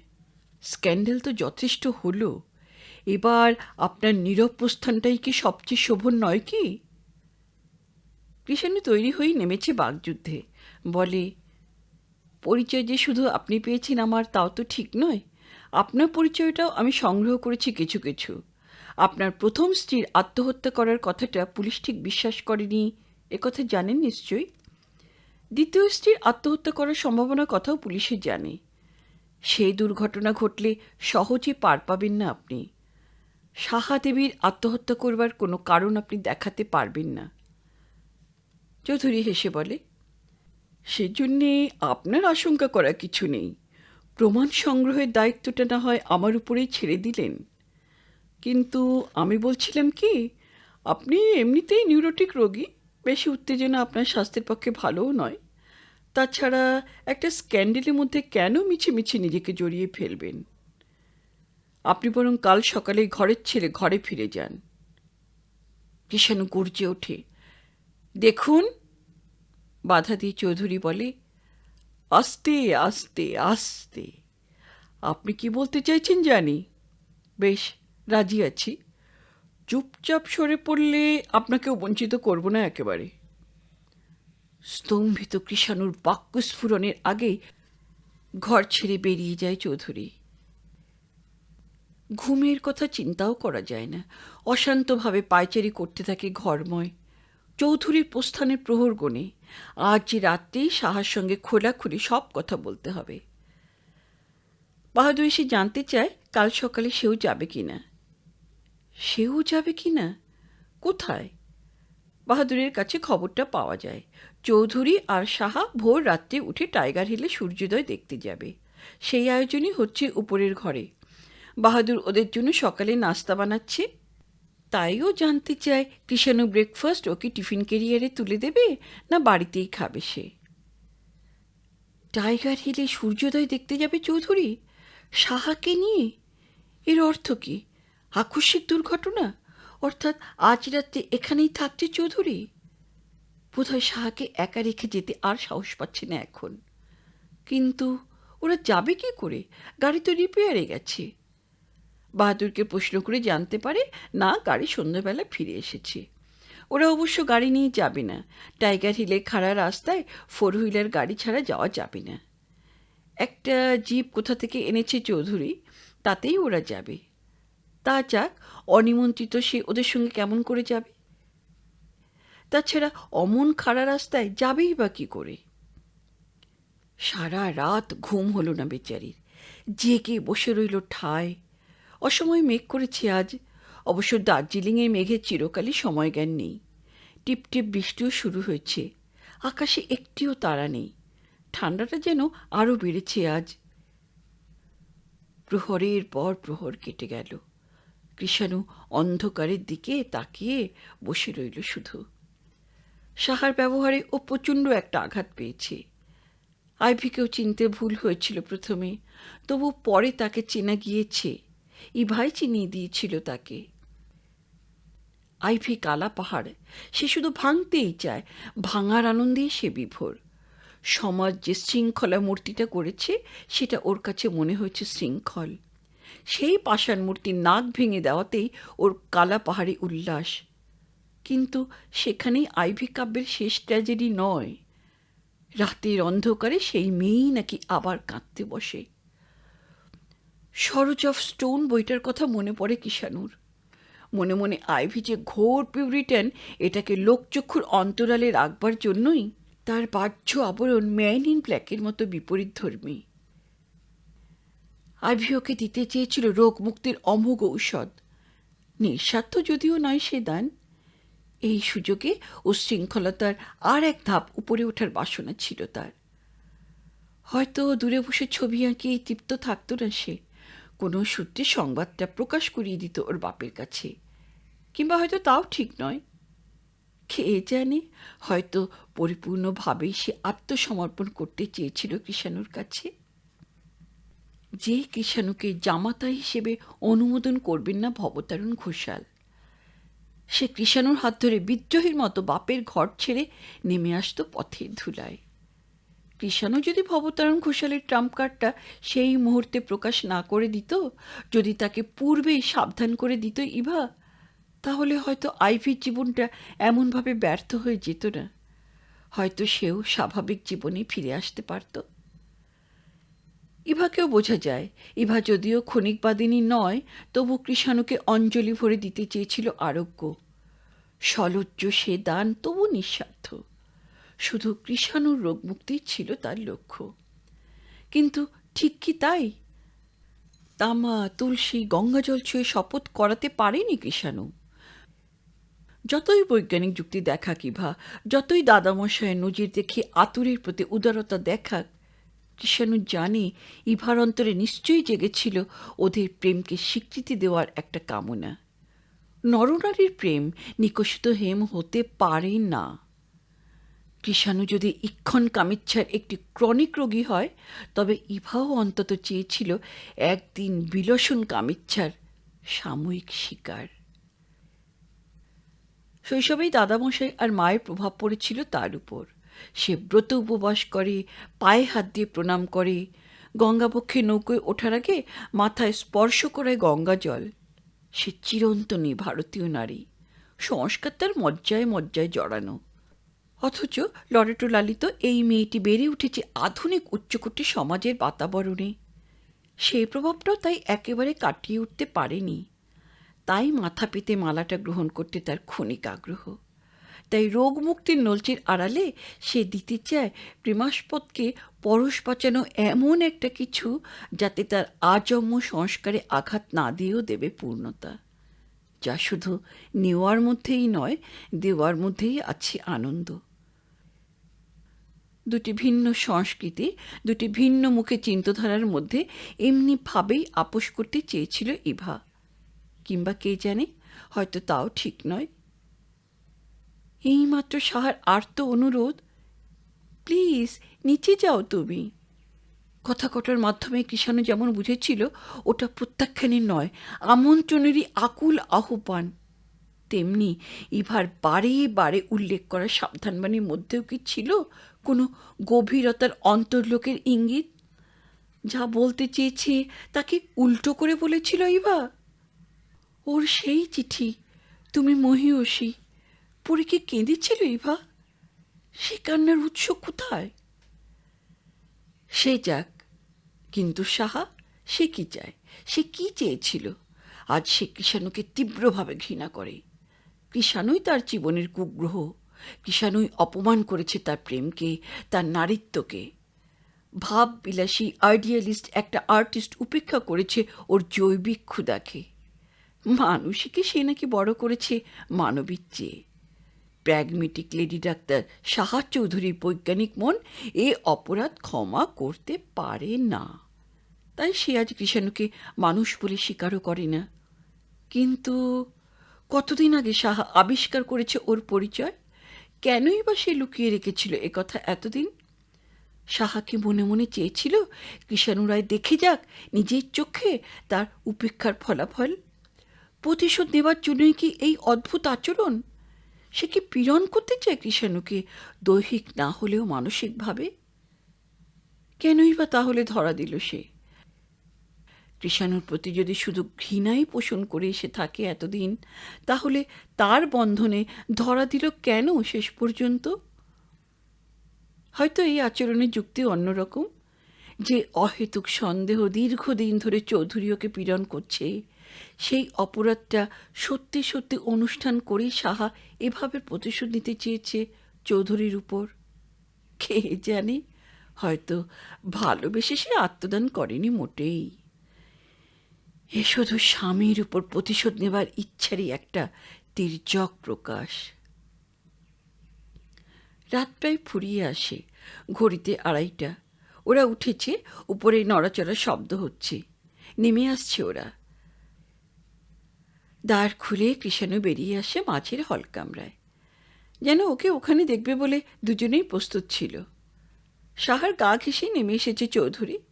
সাহার চোখ তুলে তাকায় না, বলে, দাদার একটা চিঠি এসেছে সকালের ডাকে, দিতে ভুলে গিয়েছিলাম। একটা বন্ধ খাম সে বাড়িয়ে দেয় কৃষাণুর দিকে। বাজ পাখির মতো ছৌ মেরে সেটা কেড়ে নেয় চৌধুরী। দেখি দেখি। একটু আরক্ত হয়ে ওঠে সাহার গাল দুটো। নীরব ভৎসনায় সে তাকিয়ে থাকে চৌধুরীর দিকে। পোস্ট অফিসের ছাপমারা বন্ধ খামটা টর্চের আলোয় পরীক্ষা করে ফেরত দেয় চৌধুরী।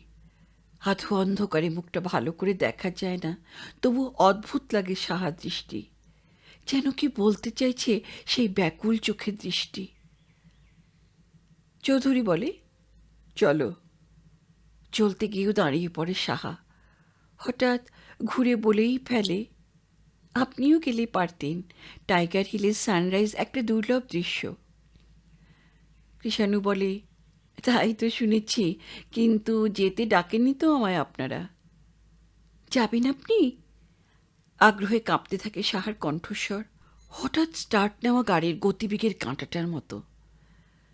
কৃষাণু জবাব দেওয়ার আগেই তাকে ব্রেক কষে থামিয়ে দেয় চৌধুরী। ওকে নিয়ে যাওয়ার দায়িত্বটা নেবে কে? এই টিলায় উঠতেই ওর মাথা ঘোরে, আর উনি উঠবেন টাইগার হিলে? না না না না মশাই, রেস্ট নিন তো আপনি। সাহা হয়তো আরও কিছু বলতে চায়, তাকে সে সুযোগ না দিয়েই চৌধুরী ওর বাহুমূল ধরে আকর্ষণ করে।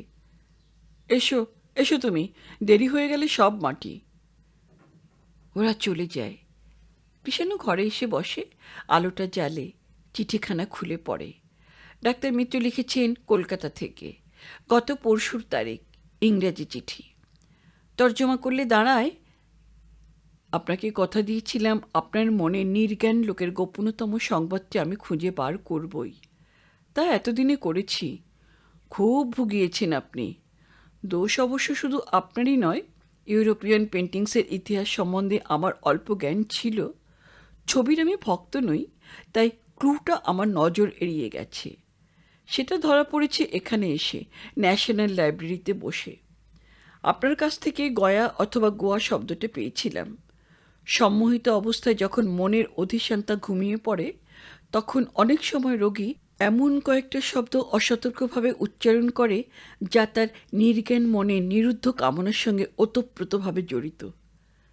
আপনি সম্মোহিত অবস্থায় ওই শব্দটা আমাকে ক্লু হিসেবে দিয়েছিলেন।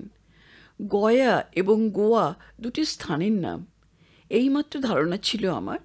এনসাইক্লোপিডিয়াতে দেখলাম গয়া অথবা গইয়া একজন নামকরা স্প্যানিশ আর্টিস্ট।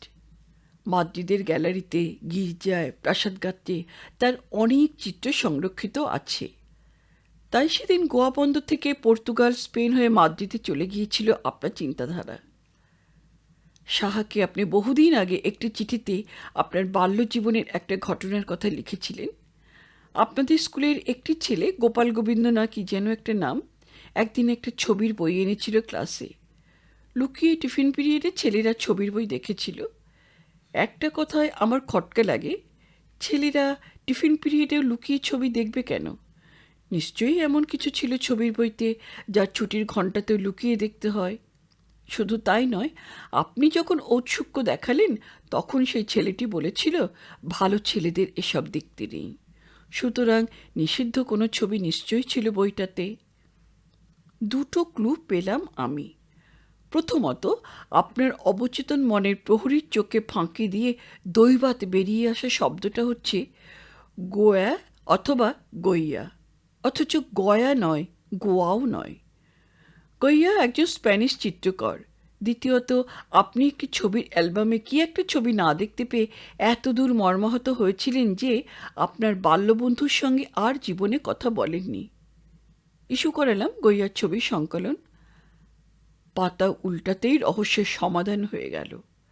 ম্যালেরিয়ার কুইনাইন, টাইফয়েডে ক্লোরোমাইসিটিনের মতো অব্যর্থ এই ওষুধ। দু একদিনের মধ্যেই ছবির অ্যালবামটা নিয়ে যাচ্ছি এবং আজীবন রোগমুক্তি গ্যারান্টি দিচ্ছি আপনাকে। গইয়ার দুটি ছবি সে যুগে খুব আলোড়ন তুলেছিল। হয়তো মনে পড়েছে আপনার সব কথা এতক্ষণে। একটি ছবির নাম portrait of duchess of Alva, আরেকটি ছবির নাম মাজা the nude. Duke of Alva আমন্ত্রণে গইয়ার ডাচেসের ছবি আঁকতে যান। অর্ধসহিতা রানীর অপূর্ব একটি চিত্র তিনি আঁকেন। ছবিটির খুব সুখ্যাতি হলো। এর কিছুদিন পরে গইয়া একটি শ্রমিক রমণীর নগ্ন চিত্র আঁকেন, তার নাম দেন মাজা দ্য নুড। আশ্চর্য, শ্রমিক রমণীটি ঠিক রানীর ভঙ্গিতে অর্ধশায়িতা, তার অঙ্গ সৌষ্ঠব এমনকি মুখাকৃতির সঙ্গেও রানীর অদ্ভুত সাদৃশ্য। এই ঘটনায় সে যুগে স্পেনের রাজনীতিতেও নাকি অনেক আলোড়ন হয়েছিল। অনেকে সন্দেহ করে রানী দুটো করে সিটিং দিতেন, একটা ডিউকের জ্ঞাতসারে আর একটা অজ্ঞাতসারে। দ্বিতীয় ছবিটাও নাকি রানীর। চিত্রকর একটি কাল্পনিক শ্রমিক রমণীর নামে সেটা প্রকাশ করেছে। আমার দৃঢ় বিশ্বাস রানীর চিত্রটি আপনি বন্ধুর অ্যালবামে দেখেছিলেন, গল্পটি শুনেছিলেন, কিন্তু মাজা দ্য নুড আপনাকে দেখতে দেওয়া হয়নি, তাই বন্ধু বিচ্ছেদ হয়েছিল আপনাদের। আপনি ডাচেস অব আলভার চিত্রটিকে বস্ত্রহীন অবস্থায় বারে বারে কল্পনা করতে চেয়েছেন তখন, কিন্তু সফলকাম হননি। মাজা দ্য নুড আপনার কল্পনিতে ভেসে ওঠেনি। হয়তো আপনার বন্ধু ছবিটি পরে আপনাকে দেখাতে চেয়েছিল, কিন্তু আপনি সংকোচে রাজি হননি। তারপর ক্রমশ এই চিন্তাকে অশ্লীল বলে মনে হয়েছে। আপনার চেতন মন সেই অতৃপ্ত বাসনাকে অশোভন, অসামাজিক, অশ্লীল বলে জোর করে ঠেলে দিয়েছিল নির্জ্ঞানের অন্ধকূপে। ক্রমে সব কিছুই আপনি ভুলে গেছেন, কিন্তু অবচেতন মনে নিরুদ্ধ কামনা কখনো কখনো মনের প্রহরীর চোখ এড়িয়ে আপনার চোখে আজও মোহাঞ্জন এঁকে দেয়। চোখের সামনে বাস্তব ডাচেসদের আপনি মাজা হয়ে যেতে দেখেন। খেয়াল করলে আপনার মনে পড়বে অর্ধনগ্ন অতি আধুনিক পোশাকে যেসব মেয়ে গা দেখিয়ে চটুলভাবে ঘুরে বেড়ায়, তারা আপনার চিত্তবিকার ঘটাতো না। আপনার বিকৃতি ঘটত তখনই যখন সারা দেহ আবৃত করে কেউ স্থির হয়ে কয়েকটা মুহূর্ত ছবির মতো দাঁড়াতো আপনার সামনে। আপনার বিশল্যকরণে যে বিরাট গন্ধমাদনে আছে সেই ভলিউমটা ইস্যু করিয়েছি। জয়রাম বলে এবার দমদম থেকে এক লাফ মারলেই আপনার শক্তিশীল সমূলে উৎপাটিত করব। ব্যাস, আর কিছু নয়। সাহার সম্বন্ধে একটা কথা নয়, চৌধুরী প্রসঙ্গে একটি বাক্যও নয়। চিঠিখানা খামে ভরে রাখতে গিয়ে হাতে ঠেকল এক টুকরো কাগজ। বার করে অবাক হতে হয় কৃষাণুকে। লিখেছে সাহা। দাদার খাম খুলে এই কাগজটা ভরে দিলাম। দাদার চিঠি পড়েছি, বোধহয় ঠিকই ওষুধ খুঁজে পেয়েছেন তিনি। অবশ্য এখন আর বোধহয় তার প্রয়োজন ছিল না। তোমাকে একটা কথা না বলে যেতে পারছি না কৃষাণু। টাইগার হিলে জীবনের শেষ সূর্যোদয় দেখতে যাচ্ছি। ভয়ানক বাঁচতে ইচ্ছে করছে কৃষাণু, অথচ মরতে আমি রাজি ছিলাম। কাল প্রতিশ্রুতি দিয়েছিলাম চৌধুরীকে, কিন্তু আজকে সারাদিনটা এমন কতগুলো ঘটনা ঘটল যাতে মরতে এখন আর ইচ্ছে করছে না কৃষাণু। চৌধুরীকে অনুনয় বিনয় করা বৃথা। মরতে এখন আমাকে হবেই। কেন কথা দিয়েছিলাম আমি? কাল পর্যন্ত ধারণা ছিল ব্যর্থ আমার এই নারী জীবন, কিন্তু আজ তো সে ধারণাটা নেই। আজ মনে হচ্ছে হয়তো তুমি আমাকে বাঁচাতে পারতে। চৌধুরীজি আমাকে আত্মহত্যা করতে বাধ্য করছে, এর অকাট্য প্রমাণ রয়েছে আমার হাতে। সেটা প্রকাশের ভয় দেখিয়ে বিবাহ বিচ্ছেদ করা চলতো, আবার মানুষ হয়ে উঠতে পারতাম তাহলে। যে অদ্ভুত একটা জীবনের স্বপ্ন দেখতাম একদিন ফুলেশ্বরীর বকলমে চিঠি লিখতে লিখতে, সেই স্বপ্নটা বাস্তব রূপ নিত হয়তো, কিন্তু তা হবার নয়। তুমি দুর্বল, চৌধুরীর সঙ্গে পাল্লা দেবার ক্ষমতা তোমার নেই। ট্রিগার টানার পরে হাহুতাশ করবার আর কোনো অর্থ হয় না কৃষাণু। অব্যর্থ লক্ষ্যে গিয়ে লাগবে সেই বুলেট। জানি দুর্ঘটনা একটা ঘটবেই আজ, আর সেই দুর্ঘটনায় আমিই মারা যাব। অদ্ভুতভাবে বেঁচে যাবেন আমার স্বামী, আমার সম্পত্তির ওয়ারিশেন হয়ে। ধূর্ত সন্ধানী জাত ক্রিমিনাল সে। দুর্ঘটনাটা নিশ্চয়ই এমনভাবে সাজাবে যাতে কোনো সন্দেহ উদ্রেক না করে। কিন্তু আমাকে সে চেনে না, তার উপর চরম প্রতিশোধ নিতে এ চিঠি লিখে গেলাম। তুমি দুর্বল নিউরোটিক রোগী, পাহাড়ে উঠতে পারবে না আমাকে খাদের মুখ থেকে ফিরিয়ে আনতে। কিন্তু আমার মৃত্যুর পরে এ চিঠি পুলিশের হাতে পৌঁছে দেবার মতো সাহস নিশ্চয়ই হবে তোমার। কিন্তু সত্যি এমন শোচনীয় মৃত্যু ছাড়া আমার কি আর কোনো মুক্তির পথ নেই কৃষাণু? চিঠি শেষে বাংলায় আর ইংরেজিতে দুটো সই করেছে সাহা। চিঠিখানা পকেটে ফেলে উঠে পড়ে কৃষাণু। রিভলভারটা ভরে নিল পকেটে। সমস্ত রক্ত উঠেছে মাথায়। এরকম উত্তেজনা জীবনে বোধ করেনি। না না, সে তো দুর্বল নয়, সে তো নিউরোটিক রোগী নয়। খাদের মুখ থেকে সে ছিনিয়ে আনবে সাহাকে। সমস্ত মাংসপেশি কঠিন হয়ে ওঠে ওর, স্নায়ুতন্ত্রে ওঠে বৈদ্যুতিক শিহরণ। না, এতটা উত্তেজিত হয়ে ওঠা ঠিক নয়। মনে পড়ল ভবতারণ ঘোষালের উপদেশ, এ পথে প্রত্যেকটি যাত্রীকে হতে হবে গীতার 2য় অধ্যায়ে বর্ণিত স্থিতপ্রজ্ঞের মতো। দুঃখে অনুদ্বিগ্ন মন, সুখে বিগত স্পৃহ। ধীর স্থির মস্তিষ্কের লক্ষ্যে পৌঁছতে হবে তাকে। উত্তেজিত হয়ে একটি মাত্র ভ্রান্ত পদক্ষেপের অর্থ শুধু তার মৃত্যু নয়, তার প্রিয়তমারও মৃত্যু। বাহাদুরকে ডাকে গ্যারেজের তালাটা ভাঙতে হবে। তার প্রয়োজন হলো না, বাহাদুরের কাছে চাবি পাওয়া গেল, গ্যারেজের এবং গাড়িরও। সাহা নাকি রেখে গেছে। সাহা? সে কি ক্ষীণতম একটি আশা নিয়ে গেছে তাহলে? তাই কি সে চাবিটা রেখে গেছে? তাই কি পত্র শেষে মৃত্যু ছাড়াও মুক্তিপথের ইঙ্গিত দিয়েছে? নিঃশ্বাস ঘন হয় কৃষাণুর। বৃষ্টি হয়েছে সারা রাত, এখনো হচ্ছে। সূর্যোদয় দেখা যাবে না আজ, তা জেনেই সস্ত্রীক রওনা হয়েছে চৌধুরী। এটাও একটা প্রমাণ, সম্ভবত এই দুঃসাহসী দম্পতি ছাড়া আর কেউ এই মেঘে ঢাকা দুর্যোগ রাত্রে টাইগার হিলে সূর্যোদয় দেখতে যাবে না। চৌধুরী এই নির্জনতার সুযোগ নিতে চায়। লোভে পাপ, পাপে মৃত্যু।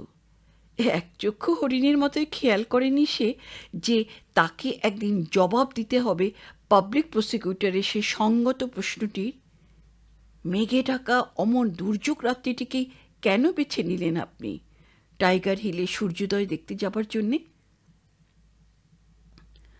ঘড়িতে দেখে 3:05। থানায় যাবে নাকি একবার? জগদীশকে ডেকে নেবে? তাতে কেসটা আরও জোরালো হয় বটে, কিন্তু দুর্ঘটনা যদি তার আগেই ঘটে যায়। না না, একটি মুহূর্ত নষ্ট করা চলবে না।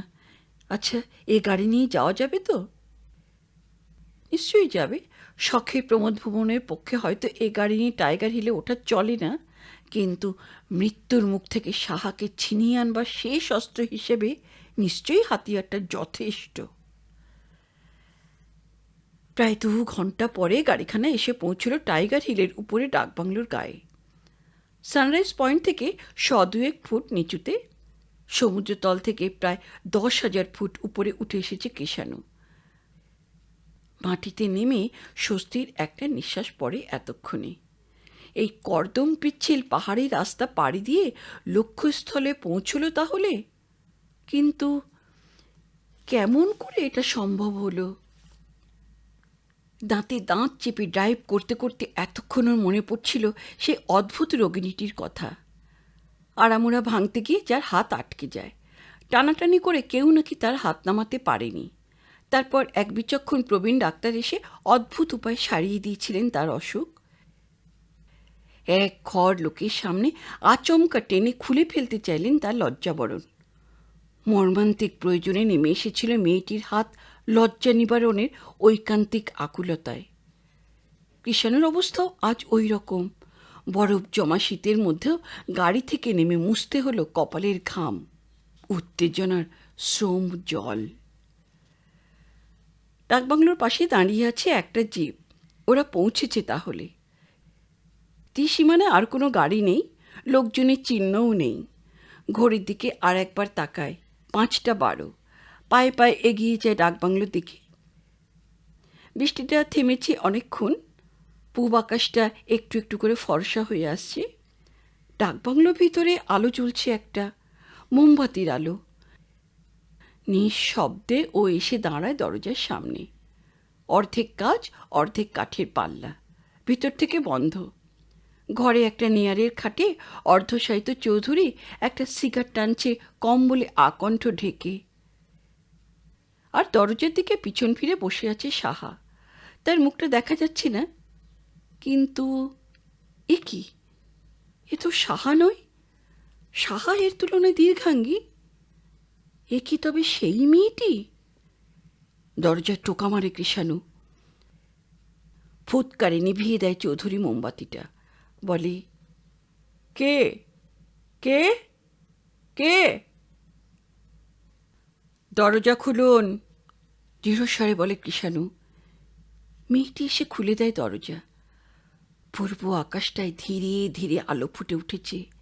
আবছা আলোয় গাছপালা জেগে উঠছে একে একে। চৌধুরী সে আধো অন্ধকারের মধ্যেই বলে, কে কে আপনি? কৃষাণু প্রতিপ্রশ্ন করে, সাহা কোথায়? চৌধুরী জবাব দেয় না, মোমবাতিটা জ্বেলে দেয় শুধু।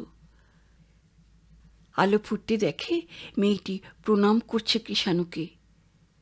বিস্ময়ের তখনও কিছুটা বাকি ছিল, সেটুকু শেষ হলো সে মুখ তুলে তাকানোতে। স্থাণুর মতো দাঁড়িয়ে রইল কৃষাণু। ইভা! ওর হাত ধরে আকর্ষণ করে ইভা। বলে, আসুন আসুন, ভিতরে এসে বসুন, বড্ড ঠান্ডা বাইরে। দরজাটা বন্ধ করে দেয় আবার। কৃষাণু বসে পড়ে একটা চেয়ারে। আমার স্বামী, যার পুডিংয়ে ভাগ বসিয়েছিলেন একদিন, আর ইনি হচ্ছেন সেই ভদ্রলোক যিনি আমাকে এই দার্জিলিং পাথরের মালাটা উপহার দিয়েছিলেন। বুকের মালা ছড়াটা মোমবাতির আলোয় তুলে দেখায় ইভা। সুকান্ত চৌধুরী যুক্তকর কপালে ঠেকিয়ে বলেন, আপনি কৃষাণুবাবু? কী সৌভাগ্য! আপনার সম্বন্ধে অনেকদিন অনেক কথা শুনেছি আমার স্ত্রীর মুখে। দাঁতে দাঁত চেপে কৃষাণু বলে, কোন স্ত্রী? নিখুঁত বিস্ময়ের অভিনয় করে চৌধুরী বলেন, মানে স্ত্রী তো আমার একটি, আপনার সামনে যিনি বসে আছেন। আর সাহা দেবী? সাহা দেবী কে তাহলে? চোখ দুটি বন্ধ করে চৌধুরী বলে, চিনতে পারলাম না তো। সাহা দেবী কে তিনি? দুরন্ত একটা ক্রোধে দাউ দাউ করে জ্বলতে থাকে কৃষাণুর অন্তঃকরণ। এই লম্পট বদমাইশটার স্বরূপ এখনই সে প্রকাশ করে দেবে, তাতে যতই ব্যথা পাক না কেন ইভা। উত্তেজনায় উঠে দাঁড়ায়, বাধা দেয় ইভা, ওর হাত দুটি ধরে বসিয়ে দেয়। বলে, স্থির হন, স্থির হন আপনি। সুকান্ত শুয়ে শুয়ে বলে, না না, বাধা দিও না, বাধা দিও না ওকে, বলতে দাও। সাহা দেবীটি কে বলুন আপনি। ইভা এবার ধমক দেয় চৌধুরীকে। ইনাফ অফ ফান, উনি আমার বন্ধু। বিপদে বন্ধু রক্ষা না করলে কে রক্ষা করবে ওকে? ব্লাউজের ভিতর থেকে একখানা বন্ধ খাম বার করে সে কৃষাণুর হাতে দিয়ে বলে, খিদে পেয়েছে নিশ্চয়ই। আপনি ততক্ষণ চিঠিখানা পড়তে থাকুন, আমি খাবারটা বার করি। আর ৮ ঘন্টার মধ্যেই সানরাইজ হবে। এবার টিফিন ক্যারিয়ার খুলতে উঠে যায়। অলসভাবে সিগারেট টানতে থাকেন চৌধুরী। কৃষাণু খামটা খুলে পড়তে থাকে চিঠিটা। সাহারি চিঠি। সবার আগে তোমার কাছে ক্ষমা চাইছি। সত্যগোপনের অপরাধে অপরাধী আমি। কথাটা অনেকবার বলতে চেয়েছি, বলতে পারিনি। দাদা বলতে দেয়নি। নতুন জামাইকে ঠকানোর একটা চিরাচরিত প্রথা আছে। সেটা এমন কিছু নতুন নয়। সেক্ষেত্রে নববধূর পক্ষে কোন তরফে যোগ দেওয়া উচিত বলা শক্ত। কিন্তু এটা তো সেই জামাই ঠকানোর মজার খেলা নয়। এ ছিল জীবন মরণের প্রশ্ন, তোমার আমারও। খুলেই বলি, তোমার বিশ্বাস তোমার কোনো খবর আমি রাখতাম না। সেটা তোমার ভুল ধারণা। তোমার লেখা চিঠি ফেরত গেছি বটে, কিন্তু তোমার সব খবরই আমি রাখতাম। তুমি জানো, মৃত্যুপণ করেছিলাম একদিন তোমাকে জয় করবার জন্য। খবরের কাগজে তোমার অ্যাক্সিডেন্টের সংবাদ পড়ে দাদা কলকাতা যান তোমার অফিসে খোঁজ নিতে। আমিই পাঠিয়েছিলাম। তোমার অসুখ এবং চিকিৎসা পদ্ধতির কথা শুনে তিনি বলেছিলেন, ওভাবে হবে না। ইভার সঙ্গে আমার পত্রলাপ ছিলই। ওরা পুজোর ছুটিতে দার্জিলিংয়ে বেড়াতে এলো। আমরাও এখানে বেড়াতে এলাম। ইভার সঙ্গে মণিমালাদির আলাপ ছিলই। ওরাও তোমাকে চেনেন। একদিন আমাদের আসরে তোমার কথা উঠল। দাদা হঠাৎ একটা অদ্ভুত প্রস্তাব করলেন। প্রথমটা সকলে হেসে উড়িয়ে দিতে চাইল, কিন্তু শেষ পর্যন্ত সকলে তার থিওরিটা মন দিয়ে শুনল। বিশ্বাস না হলেও তার প্রস্তাবে সবাই একটা ট্রায়াল দিতে রাজি হলো। নাটকের নায়িকা যদিও আমি, কিন্তু অভিনয় আমরা কেউই মন্দ করিনি। কি বলো? নেভের ভূমিকায় মিস্টার সুকান্ত চৌধুরীর অভিনয় তো অনবদ্য। সহনায়কের মিস্টিক চরিত্রে ডাক্তার অপরেশ মিত্র কি কম যান? রঙ্গমঞ্চে না এসেও নেপথ্য থেকে অপূর্ব অভিনয় করেছে ইভা। আর সবচেয়ে ভালো অভিনয় করেছেন বোধহয় এক সিনের অ্যাপিয়ারেন্সে দার্জিলিং থানার দারোগা জগদীশবাবু। নিজেই টাইপরাইটারে নিজেই টাইপ করে পাটনা অফিসে চিঠিখানা দাখিল করে রহস্যকে আরও গাঢ় করে তুললেন তিনি। না হলে তুমি হয়তো ধরে ফেলতে আমাদের চালাকি। তবু আমি বলবো, সবার চেয়ে ভালো অভিনয় করেছো হিরোর রোলে তুমি। তবে এই দুঃখের বিষয়, তোমার ধারণা ছিল একটা ক্রাইম ড্রামার গোয়েন্দার চরিত্র তোমার। আসলে বুঝতে পারোনি নাটকটা একটা প্রহসন মাত্র ছিল কৃষাণু। কি যাতা বকছি? আবার মাপ চাইছি কৃষাণু, আবার মাপ চাইছি। ঠাট্টা নয়, প্রহসন এটা নয়। আবারও বলছি, এ ছিল আমাদের জীবন মরণের প্রশ্ন। দেখলাম দাদার ভবিষ্যৎবাণী কেমন তিল তিল করে ফলল। ধীরে ধীরে আত্মবিশ্বাস ফিরে পেলে তুমি। পাহাড়ে উঠতে শিখলে, নামতে শিখলে, প্রথমে হাত ধরে, পরে হাত ছেড়ে। মিথ্যা রহস্যের এই কুহক না থাকলে স্বেচ্ছায় তুমি কখনো এসব করতে না কৃষাণু, পারতেই না।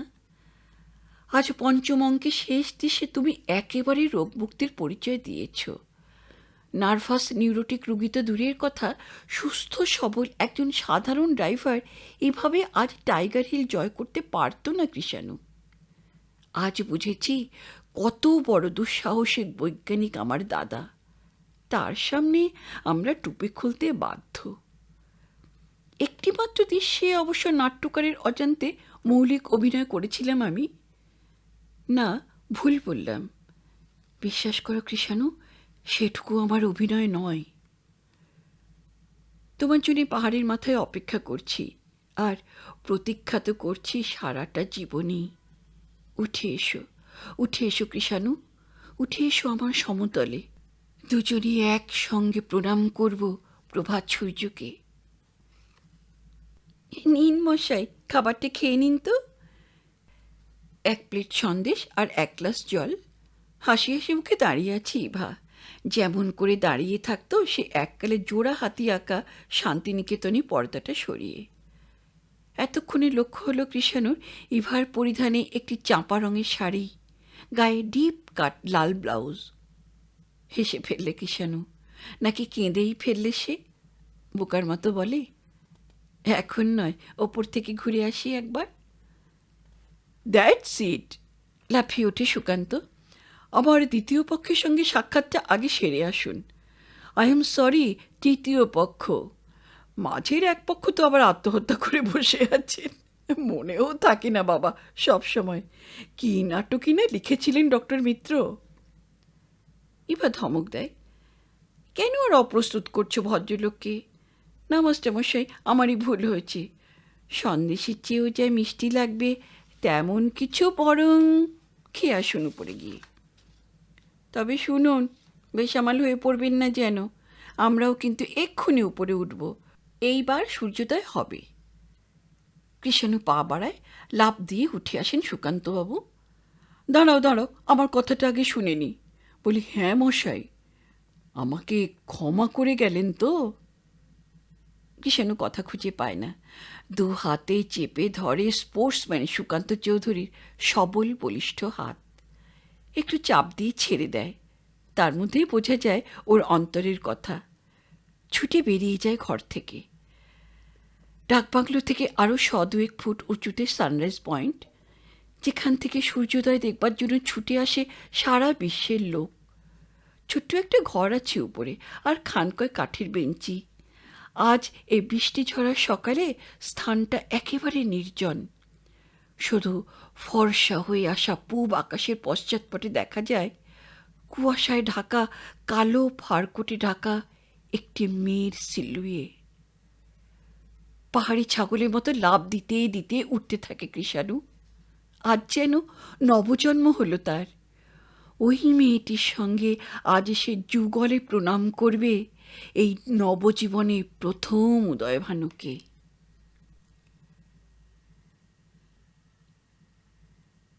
শুনলেন সাহিত্যিক নারায়ণ সান্যাল রচিত অন্তর্লীনা উপন্যাসটি।